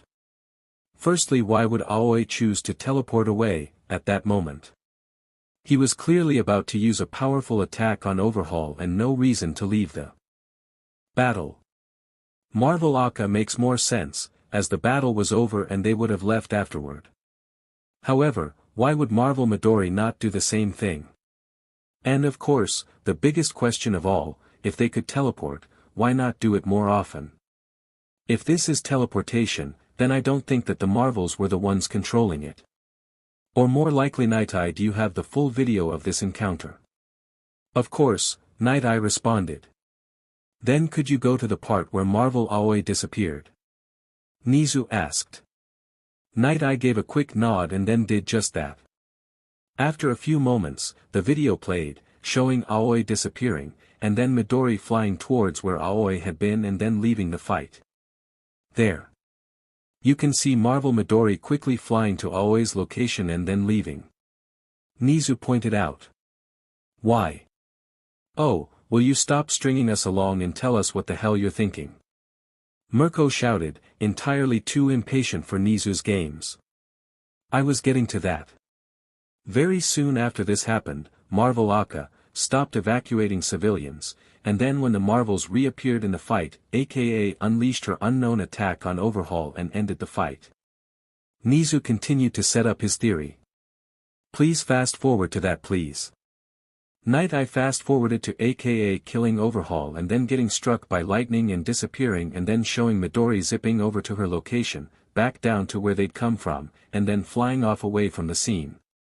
And there's Midori's strange flight pattern. Instead of flying away from the scene of the fight instantly, he goes to AKA's location and then goes back to where they had flown out of, and then he flies away. Nizu pointed out. Sir Night Eye. Has there been any news of the Marvels mentioning some kind of power or time limit? There have been reports of Marvel Midori saying things like we don't have time for this, we can't waste time on this, don't waste your power like this, as well as other things of this nature to Marvel Aoi when he starts to mess around. Of course, it could be shrugged off as him not wishing to waste time, but the serious nature in which he says this implies it's more of a warning. Night Eye explained. The heroes perked up. A weakness. For the invincible Marvel. Great. Death Arms celebrated. A potential weakness, it's only a theory. Nizu reminded them. And speaking of theories, I have one of my own. You see, judging by the evidence put in front of us, I theorize that the Marvel's quirks are transformation quirks. Transformation quirks. Fat Gum repeated. You mean that what we see is only a powered-up state of theirs? That would make sense. None of them wear a mask, and yet we have been completely unable to figure out their identities. Endeavor added. And I think I see where Nizu was going with this, Ryukyu said. When Marvel Aoi and AKA were struck by lightning, they weren't disappearing, they just became harder to see. It's possible outside of their transformations they could be significantly smaller, and at that range and at night, it would be practically impossible to see them.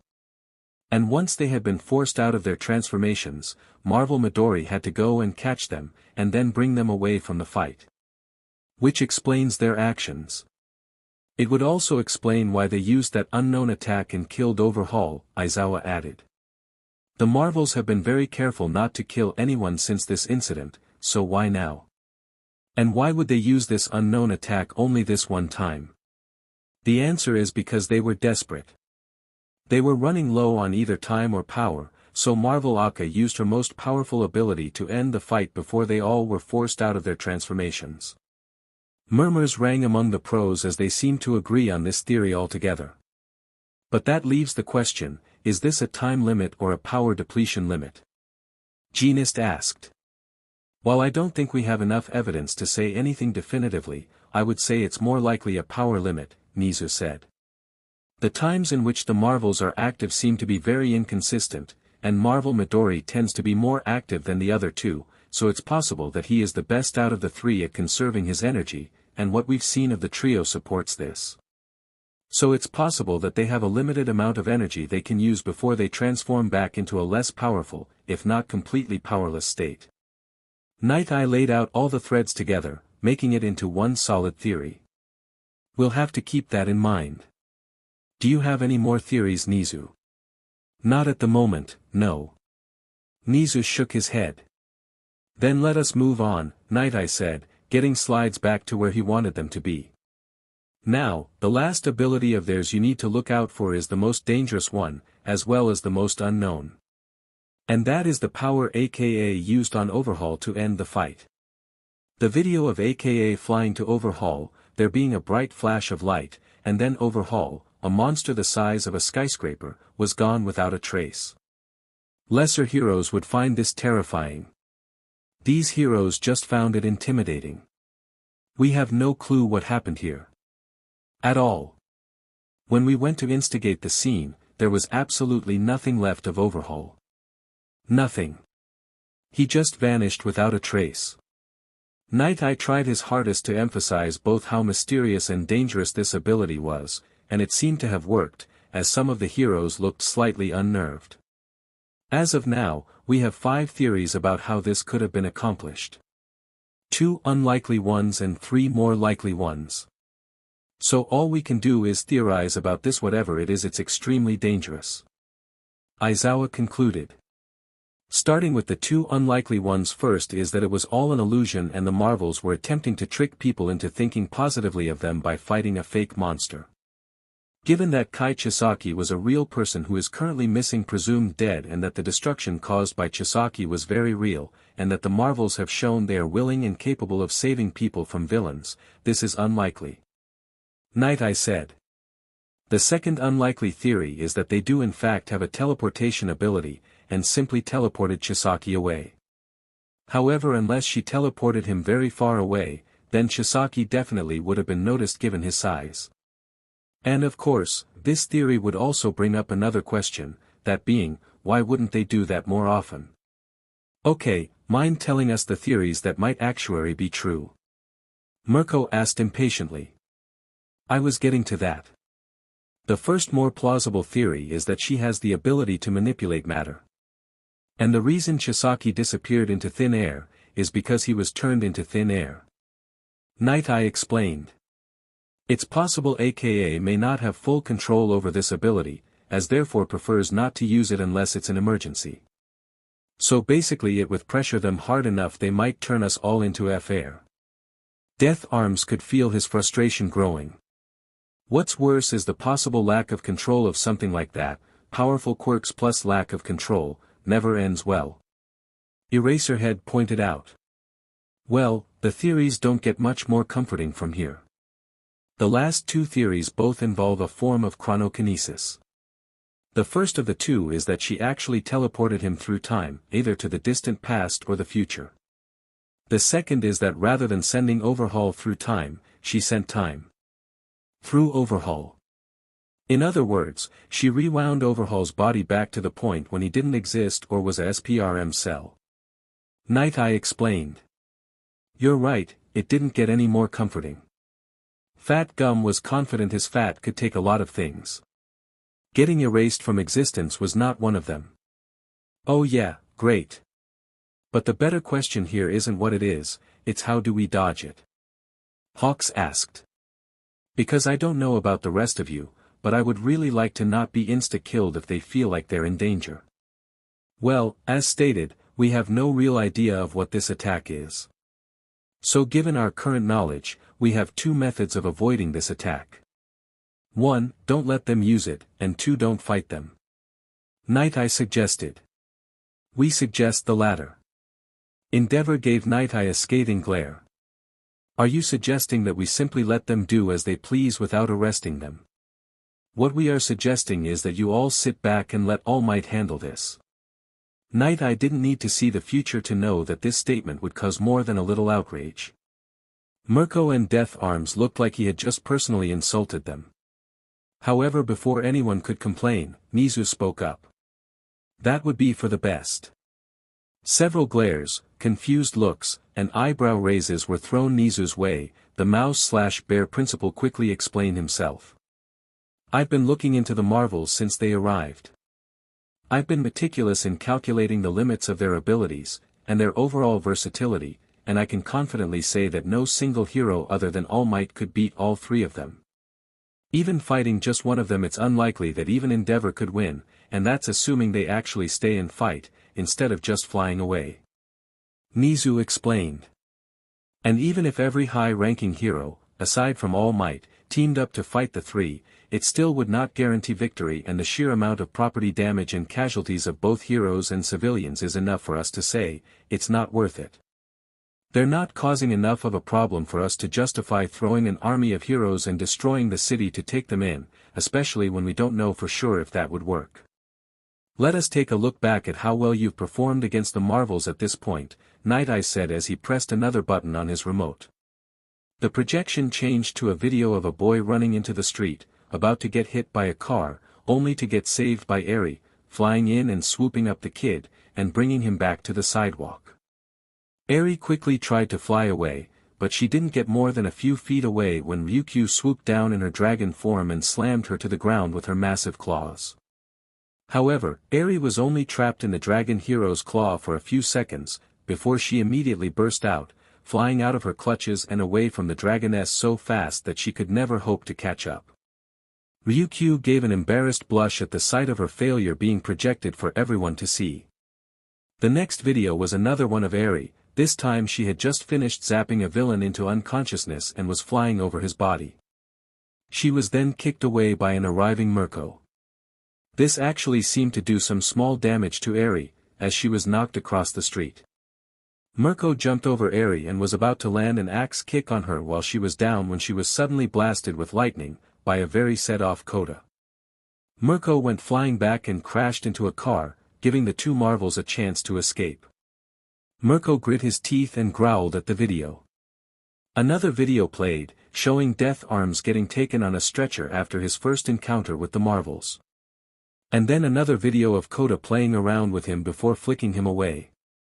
Death Arms crushed an apple he was eating as the pure embarrassment he suffered was displayed. A few more videos played showing various heroes in the room getting absolutely humiliated by Eri and Kota, although strangely enough, Izuku didn't appear in any of the videos. After a few minutes, Night Eye pressed another button and the videos stopped. So as you can see, none of you stand any actual chance of stopping them. Out of everyone in this room, only about 3 of you are even capable of doing any significant damage to them. What about Eraserhead and Genist? Can't they do anything? Hawks asked. I've already tried using my quirk on them. It doesn't work. Eraserhead answered curtly. The same goes for me. Whatever those outfits are made of, it isn't any sort of fiber. Best Jeanist revealed. Wait, if they aren't fibers, then what the heck is it? Fat Gum asked, genuinely curious. We don't know, and we have bigger things to worry about than what their outfits are made of. Night Eye dismissed. What we've brought you here to tell you, is that you shouldn't engage the Marvels, for the time being. Unless we can discover something useful that we could use against them. So we're just supposed to do nothing? Kamui Woods asked. Not necessarily. If my theory is correct, then if we could discover their identities, we could capture them before they get the chance to transform. Nizu told them. Meaning that as of right now, everyone's only priority in terms of the Marvels should be finding out their identities. A few heroes, namely Mirko, Death Arms, and Endeavor, seemed very unhappy with this news, but others were more understanding. Do we have any clues? Lead. Anything? Crust asked. Surely we must have something. Not much. Night Eye sighed. As I've said, we've been unable to successfully identify them using facial recognition, however we did get something out of it. Night Eye pressed another button, and it suched a picture of two people. One being Kota in his champion form, and another being his father, Hosu Izumi. Both of them looked basically identical. The person on the left is Marvel Aoi, and the person on the right is Hosu Izumi. A member of the former hero duo, Water Hose. Night Eye explained. I'm guessing you noticed a resemblance.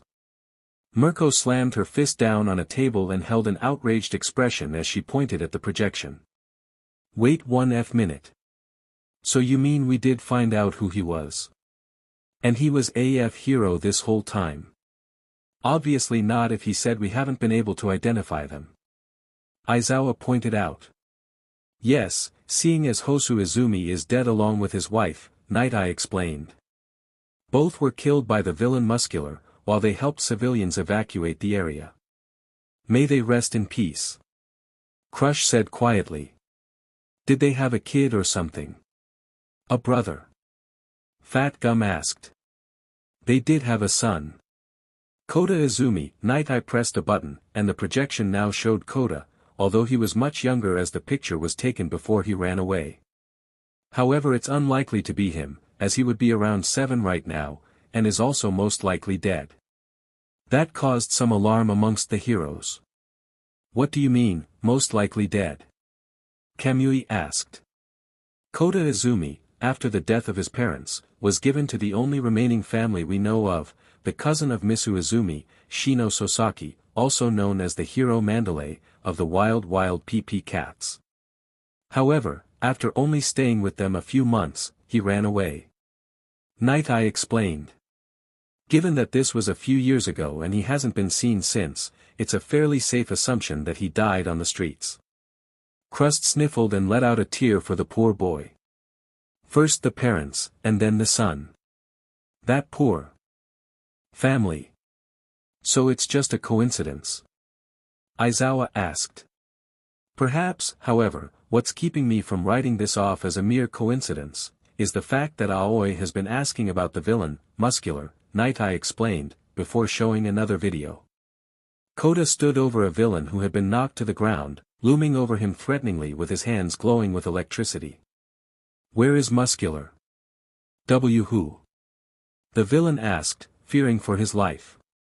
The video cut off, but it was safe to assume nothing pleasant happened to that villain. From this, we can indicate that there is most likely some connection between Marvel Aoi and Hosu Izumi, Night Eye explained. Although we don't know what that connection is. It's possible he's a secret brother of his, although we don't know why he would be a secret. Not to mention we would also have to explain his quirk, which is unlike anything in the Izumi family, as well as it being shared by two people, who look nothing like Hosu or anyone in the known Izumi family. Do we have anything on Midori or aka Aizawa asked. No, those two we have nothing on. All we have about those two are guesses. Night Eye said. Humph. Endeavor got up, and without any explanation, started walking to the door. And where exactly do you think you're going? Night, I asked. This is a waste of time. Endeavor stated simply. If the point of this was to tell us not to engage the marvels, you could have done that in a few seconds. And figuring out their identities is pointless. And how so? Eraserhead asked. Because we'll figure it out when All Might takes them in. Endeavor answered. If All Might is being sent to capture them, then there's no point in us getting involved. I see. And what if All Might fails to capture them? Nizu asked. Once again, many puzzled looks were thrown Nizu's way, as if the heroes were concerned that he'd lost his mind. Nizu simply shook his head. All Might can't fix all our problems. He's human, just as we are, and as such he is subject to human error. The marvels are unlike any vigilantes we've seen before. It would be foolish of us to underestimate them. There were a few moments of silence, as Nizu let that information sink in. Bah! All this talk All Might and he's not even here. Mirko pointed out. Where the hell is he? Meanwhile, with All Might. Toshinori Yagi walked through the police station, in his true, skinny form, holding 2 cups of coffee. He walked over to an office he was more than familiar with and knocked on the door. Come in, said the voice of Detective Naomasa. All Might pushed the door open, and walked into Naomasa's office, and saw the man himself looking up at him from his desk. Ah, Toshinori, you're here. And you brought coffee. Naomasa said with a smile on his face. Of course, I know how tiresome detective work can be after all. All Might took his seat across from Naomasa and handed his friend the second coffee. The two took long sips of their drinks, before coming back up for air. And with that out of way, it was time to get to business. I'm assuming you know why I called you here. Naomasa asked, leaning down to pull something out of his desk. It's about the marvels, right? All Might asked. Sorry, I haven't been able to capture them yet. I just haven't run into them during my patrols, and well, I can't much after my patrols. I'm aware. And I don't think that's a coincidence. Naomasa told his friend. Looking at the times Midori and the other marvels have been active, they've only ever been active after your patrols have ended. All Might's sunken eyes widened. You don't think they know about my time limit, do you? Maybe, while I think it's unlikely that it's a coincidence, it's possible that they've just taken notice of the fact that you're only active for a certain amount of time per day, Naomasa explained. However, it is still possible they know about your time limit. And if that's the case, given their quirks, I think you know who might be involved. All for one. All Might didn't like to even think that that villain could still be alive. But he couldn't deny the possibility after seeing the power the marvels displayed. Right now we have 2 theories that connect All for One and the marvels, Naomasa explained. The first one is that they work for All for One, and they act as vigilantes to decrease people's faith in heroes and cause chaos. Or, they were small-time vigilantes that All for One gave power to but doesn't have full control of. Again, this would most likely be done to decrease people's faith in heroes and cause chaos. So either they're pawns of All for One, or unknowing pawns of All for One. All Might summarized. I'd like to think it's the latter or neither. Well, those are the only 2 theories we have right now on the origin of their power. If All for One isn't behind it, then there is someone very dangerous behind the scenes that we don't know about. Naomasa honestly didn't know which one was scarier. All for One, or a completely unknown enemy that could bestow power of this level on people. But regardless, we need you to bring them in.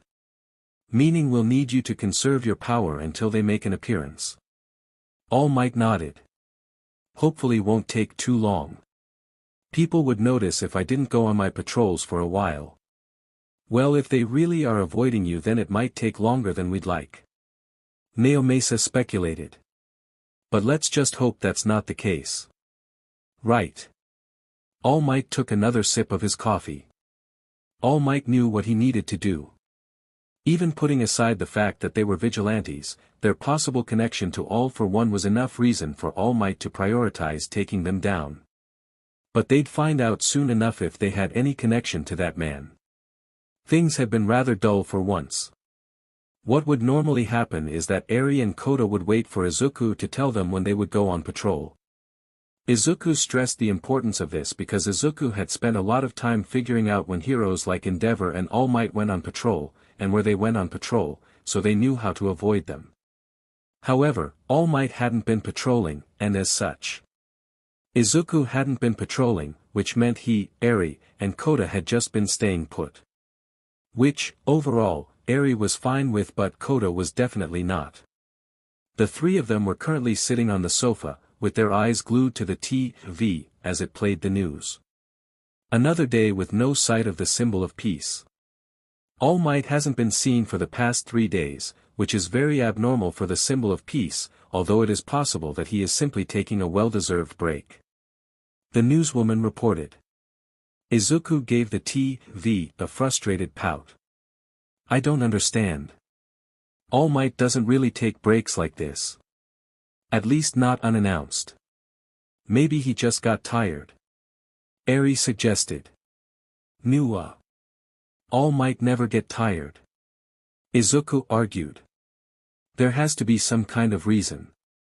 Jrrr, Kota growled in annoyance. Speaking of disappearances, the Marvels have also not been seen for the last 3 days. Normally at least Marvel Midori shows up a few times a day, but all 3 of the Marvels have been unseen for the last 3 days. The newswoman reported. It seems that even they have been spooked by the prospect of All Might popping out at any time. As they should. The symbol of peace would never allow these agents of chaos to dash. Kota had snatched the remote from Izuku and turned the TV off. Agents of chaos. We've been saving people, non-stop, and this is the thanks we get. Kota shouted, throwing the remote away, before glaring at Izuku. And why the hell are we just staying here? We should be out there. Kicking villain butt and looking for muscular. Izuku sighed. First. Language. Second, we need to wait until All Might finishes his patrol. All Might is almost never active after his patrol. All Might's patrols last somewhere between 2.5 and 3 hours. If we want to avoid having to fight him, then we have to wait until after then. How does work? If All Might wanted to fight us after his patrol, then he'd just do it. Kota pointed out. It's not like he has a time limit. Izuku frowned and pulled out a notebook. All Might is never active after his patrols. Never. I don't know why, but it's the truth. Why do you think he never stepped in to fight all the villains we took down? Or to take us down? It's because it was after his patrol. Although weirdly, All Might used to step in all the time. At all times of the day. If he saw trouble, he would step in. But then he stopped being active after his patrols, and as time went on, his patrols got shorter and shorter. Maybe he's just getting old. Kota suggested sarcastically while rolling his eyes at Izuku's blatant hero worship. No. All Might looks well, he doesn't look as young as he used to, but he still looks really young. Izuku defended his hero as if he had taken personal offense to Kota's suggestion. And he's still super strong. Probably not as strong as us. Kota scowled at Izuku. And why are we even avoiding him?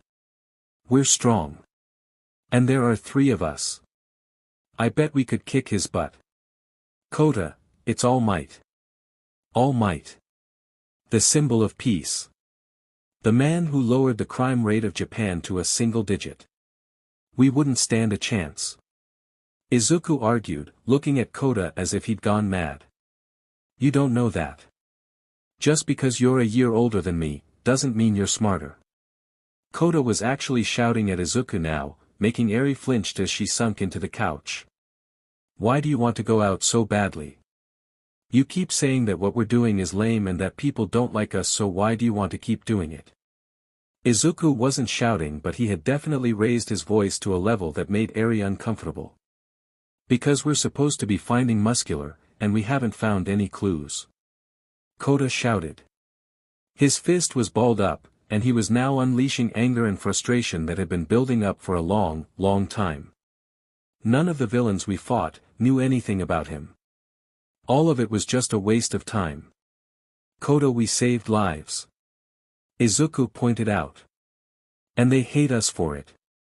Kota argued. Tears were begging to appear in the corner of Eri's eyes. She hated when Kota and Izuku butted heads, but this was worse than anything that had happened before. She wanted to stop it, say something, do something. But she was afraid. What if when she spoke up, all that anger directed towards her?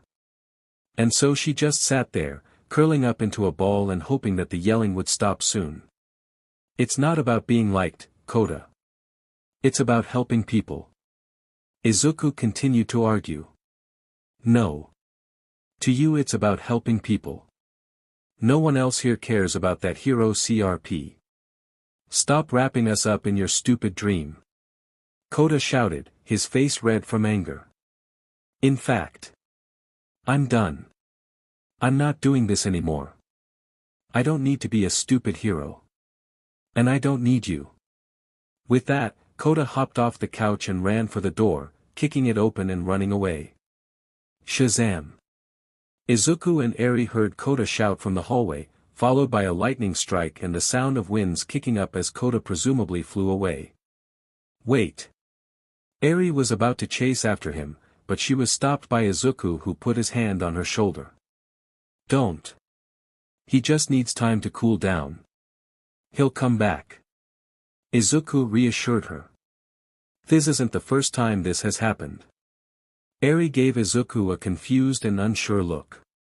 Part of her wanted to go and catch Kota right now, and beg him not to leave, but on top of knowing that he was probably long gone by now, she also trusted that what Izuku said was true. After all, he never lied to her before. But one thing was still bothering her. This has happened before. Eri asked him. Izuku nodded solemnly and sighed. Me and Kota met a while ago. He was trying to steal money from some lady's purse while she wasn't looking, and I stopped him and showed him he could have just begged for it instead. The lady pitied us and gave us some money so we could buy food. After that, we just stayed together. But we don't agree about a lot of stuff. Heroes especially. We'd argue and he'd get mad and leave. But we'd always end up back together eventually, and we'd forgive each other. I don't know why. Maybe it's because he gets lonely. Eri suggested. She knew how painful it was to be alone. Stuck for years by herself in Overhaul's lair, she would have done anything for some company that didn't hate, at least. Izuku looked at Eri with a thoughtful expression. That maybe you're right. But Eri. Do you think Kota was right? Am I forcing my dream on you? What do you mean? Eri was confused. So far neither Kota nor Izuku had ever forced her to do something. At least not like Overhaul did. Do you not want to keep doing this? Going around saving people? Izuku asked her seriously. Eri was scared to answer that. Part of her just wanted to lie and say no, in fear of disappointing Izuku. But the look in his eye told her that that would be a mistake. I didn't know. I like helping people. It feels good. But they say such mean things about us. I don't understand why. If we're helping people, why do they hate us? Aren't we doing a good thing? Why is being a vigilante illegal? Now it was Izuku's turn to think about his answer. And trust that he'd thought long and hard about that, he'd even done it in his transformed state to see if the wisdom of Solomon could help him out. He'd read books about it at the library, and studied about it on the computers, again at the library. Vigilantes can sometimes be good but also bad, Izuku explained. The reason why they're illegal is because they're mostly untrained, and so they don't know the best way to stop villains or save people, without hurting anyone else. Izuku searched his memories for an example, to simplify his explanation. One time, there was a vigilante called the Man of Steel, who had a powerful strength-enhancing quirk. He tried to save a bunch of people by fighting some villains that were attacking, but since he had no training, he ended up destroying half the city and killed hundreds of people during the fight. And later he was killed because he made a stupid mistake. And another vigilante could grow to the size of a building, and he ended up hurting a lot more people than the villain. Incidents like that were extremely common back when vigilantes had been more prominent. No one was born knowing how to use their quirks, and without taking the time to learn and be taught how to properly utilize your abilities, the casualties that came from widespread vigilantism numbered in the hundreds of thousands and was the main reason for the modern-day hatred of vigilantes. Some vigilantes were good.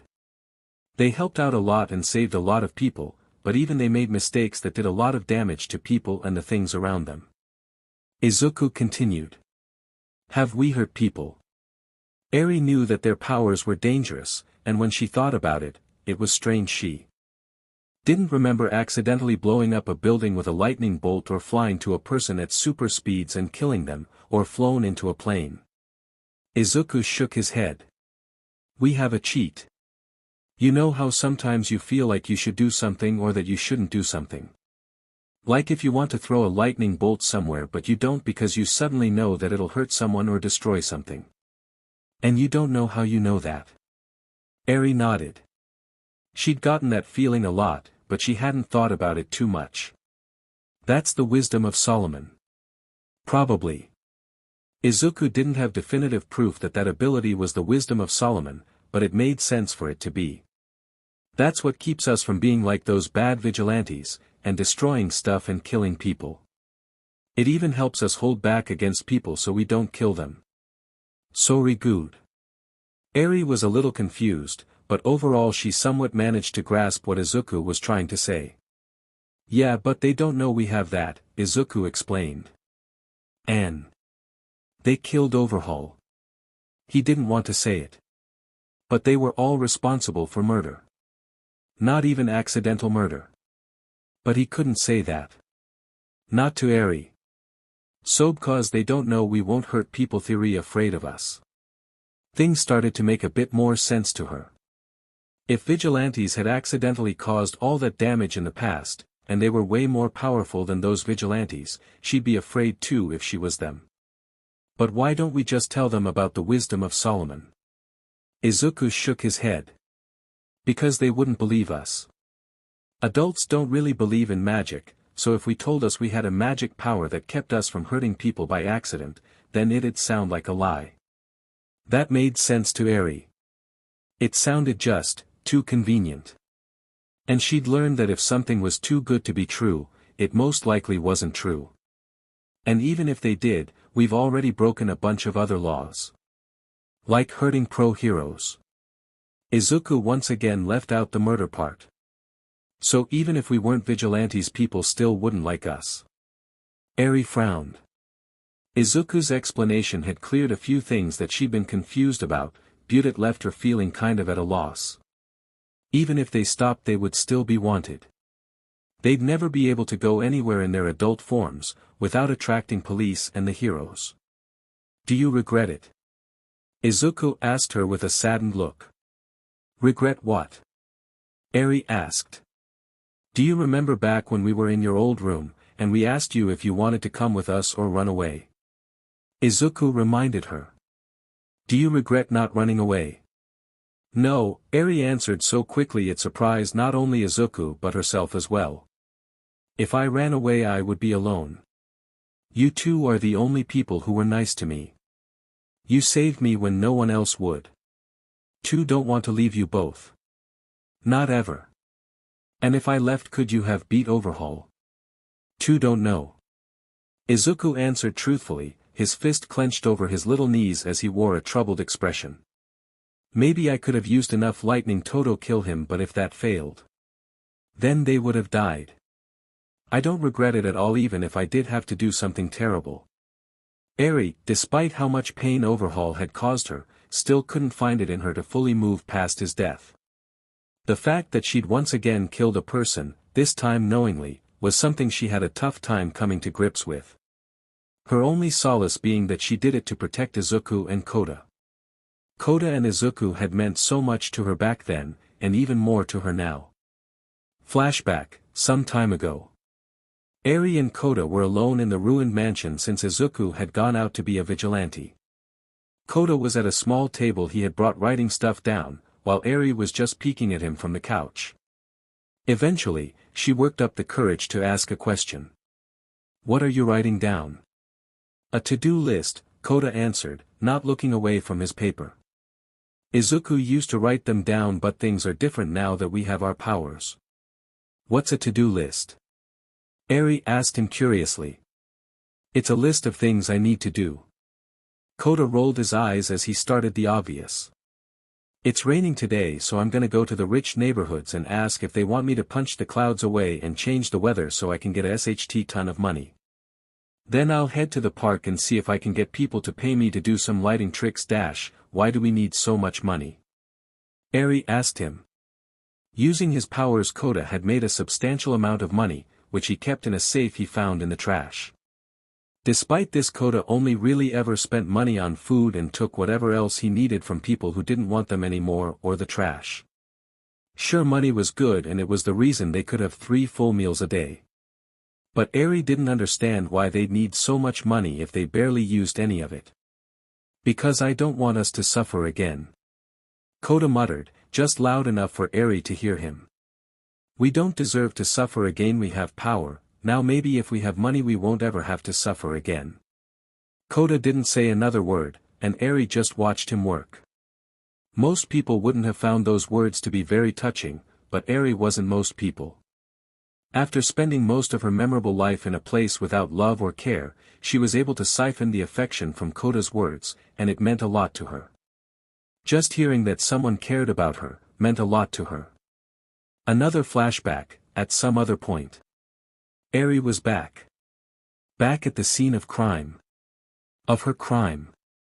She was back in the air, floating in the sky. Looking at where Overhaul had once been. Eri.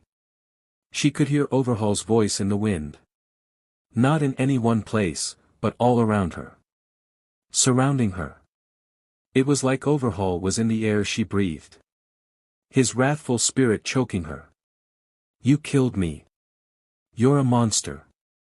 You've always been a monster." Eri wanted to do something. Run. Hide. Cry out. Anything. But her body refused to listen. She was trapped in her own mind. Eri. Eri. Eri. Eri's eyes snapped open, and she shot upwards into a sitting-up position. She was hyperventilating as she looked around rapidly until her eyes landed on Izuku. It was pitch black, as it typically was in the mansion. Seeing as they didn't have electricity and they didn't want to risk using a fire, they could have used their powers to power up a light source, but they agreed that it wasn't needed, and just kept a flashlight nearby just in case. This flashlight was currently being used by Izuku, who was kneeling beside her bed, with an extremely distressed and concerned expression that could only be seen thanks to the flashlight. "Why, you were having a nightmare," Izuku told her. Oh, Eri said when she managed to calm her breathing. A new feeling of guilt joined the lingering fear from the nightmare. Seeing how upset she made Izuku, she felt the hatred for herself grow, and burn within her. "Why?" Eri tried her best to stop the tears from coming out of her eyes, but it was no use as the waterworks started flowing. "Why do I cause you so much trouble?" Izuku and Kota almost died for her, multiple times.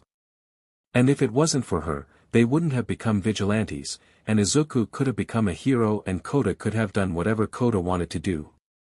"I'm sorry." Eri quietly sobbed. "I'm sorry, I'm so useless." Izuku flinched after hearing that. Bad memories being brought back to the surface. Useless. Worthless little SHT. You should have never been born. As if he still held the speed of Mercury in his child form, Izuku moved forward and wrapped Eri up in a tight hug. "No." Izuku shouted. The loudness and passion in which Izuku shouted that, shocked Eri out of her sobbing. "You are not useless. You're not. You're not a burden. You're not. Waha.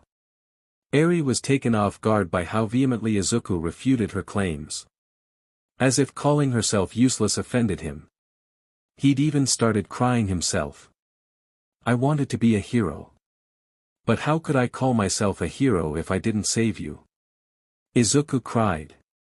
It was impossible for Eri not to take in Izuku's care and affection. The boy was just radiating with it, and it seeped into her. Like a warmth washing over her. It was so warm and nice, that she didn't know how to handle it, and she started crying again. This time onto Izuku's shoulder.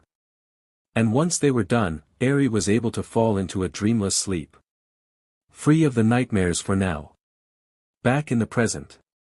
Eri felt tears well up in her eyes, but she forced herself not to cry. She looked at Izuku with a nervous and desperate look. Are you sure he'll come back? Izuku summoned the most reassuring smile he could manage and gave Eri a head pat. I'm sure he will. After all, you're here too now. And I'm sure that nothing could stop him from coming back once he wants to. Not even All Might? Eri asked. Not even. Izuku paused, as he thought about what Eri had just said. And then his eyes went wide with fear. Eri, we need to go. But didn't you say Eri didn't get to finish? I forgot, All still hasn't gone on his patrol.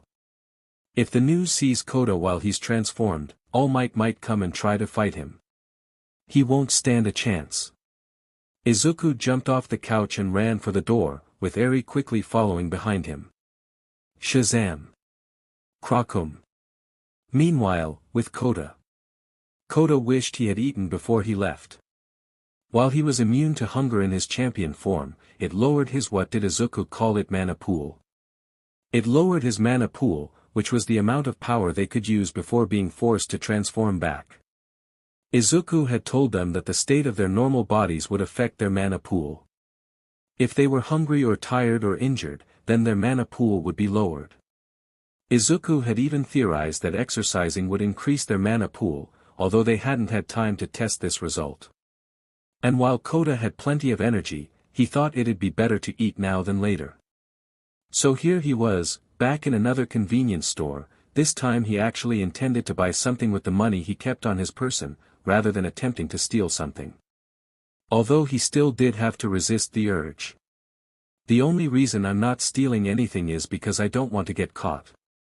Kota told himself as he pursued shelves. Not because I care about doing the right thing, freaking Izuku. Screw him. Kota had cooled down a bit after his argument with Izuku, but he was still determined to stay angry at him. He thinks he's so smart just because he's a year older. And he's so obsessed with heroes.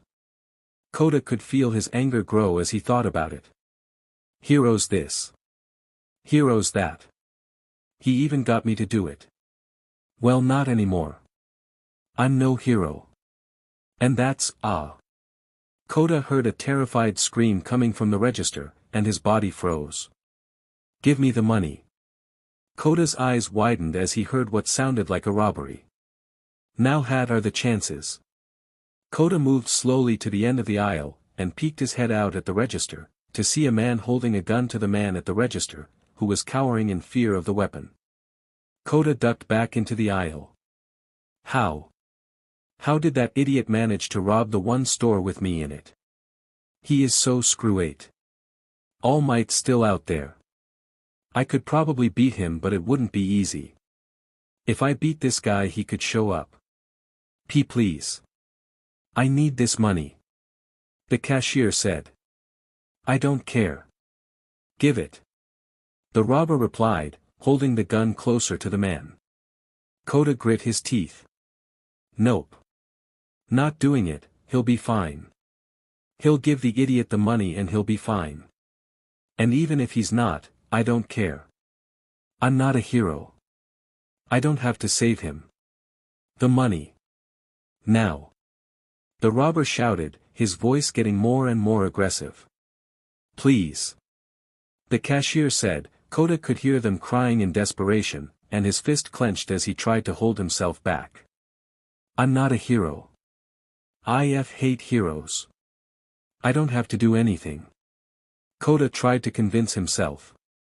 I'll shoot, I swear. The robber shouted, reaching the end of his patience. God dmnit. Shazam. Krakum. Both the cashier and the robber froze, as a bolt of lightning struck down, hitting something in the nearby aisle. What the hell was dash? The robber didn't get to finish his sentence, as before he could blink there was a hand around his throat and another one ripping the gun out of his hand. The robber could only barely see the absolutely sad face of the transformed Kota before he was suddenly outside. Kota had moved them both through the door at super speed so he could take out his anger on him without damaging the store.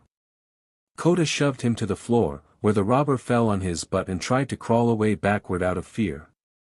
The villain's face was covered, but you could see the sheer terror in his eyes, as Kota loomed over him, with lightning crackling off his body and leaking from his eyes. You just had to pick this store. Kota didn't say anything else, before zapping the villain with lightning and rendering him unconscious. Kota looked at the smoking unconscious body of the villain in front of him, and he didn't feel any better. But. Then he heard the door to the convenience store open behind him, and when he turned around he saw the cashier exiting the store, looking at Kota. What? You gonna call me a menace too? Kota asked him bitterly. No. You. I just wanted to thank you. The cashier said to him, giving him a polite bow. You just saved my butt. Kota's eyes widened in shock, the surprise being very evident on his face. Huh. Look, I know it's been rough. People have been anything but grateful. But you have your fans. The man revealed. You've saved a lot of folks. And not everyone is just gonna forget that because you're vigilantes. Well, it feels like it, Kota said doubtfully, still getting over the shock of someone actually thanking him for once. Yeah, but truly. Thank you. The man once again gave a bow, displaying his thankfulness. You already said that. Kota turned around and crossed his arms just as Kota was about to fly off, however, slam. Just about 12 feet away on the road, something big slammed into the ground, kicking up dust and obscuring what or who it was. Oh, what now? Kota turned to the dust cloud, his hands crackling with electricity, ready to fight. Ah, Marvel Aoi, said a familiar voice. I think it's time we finally met. From the dust, emerged the towering, intimidating figure. All Might.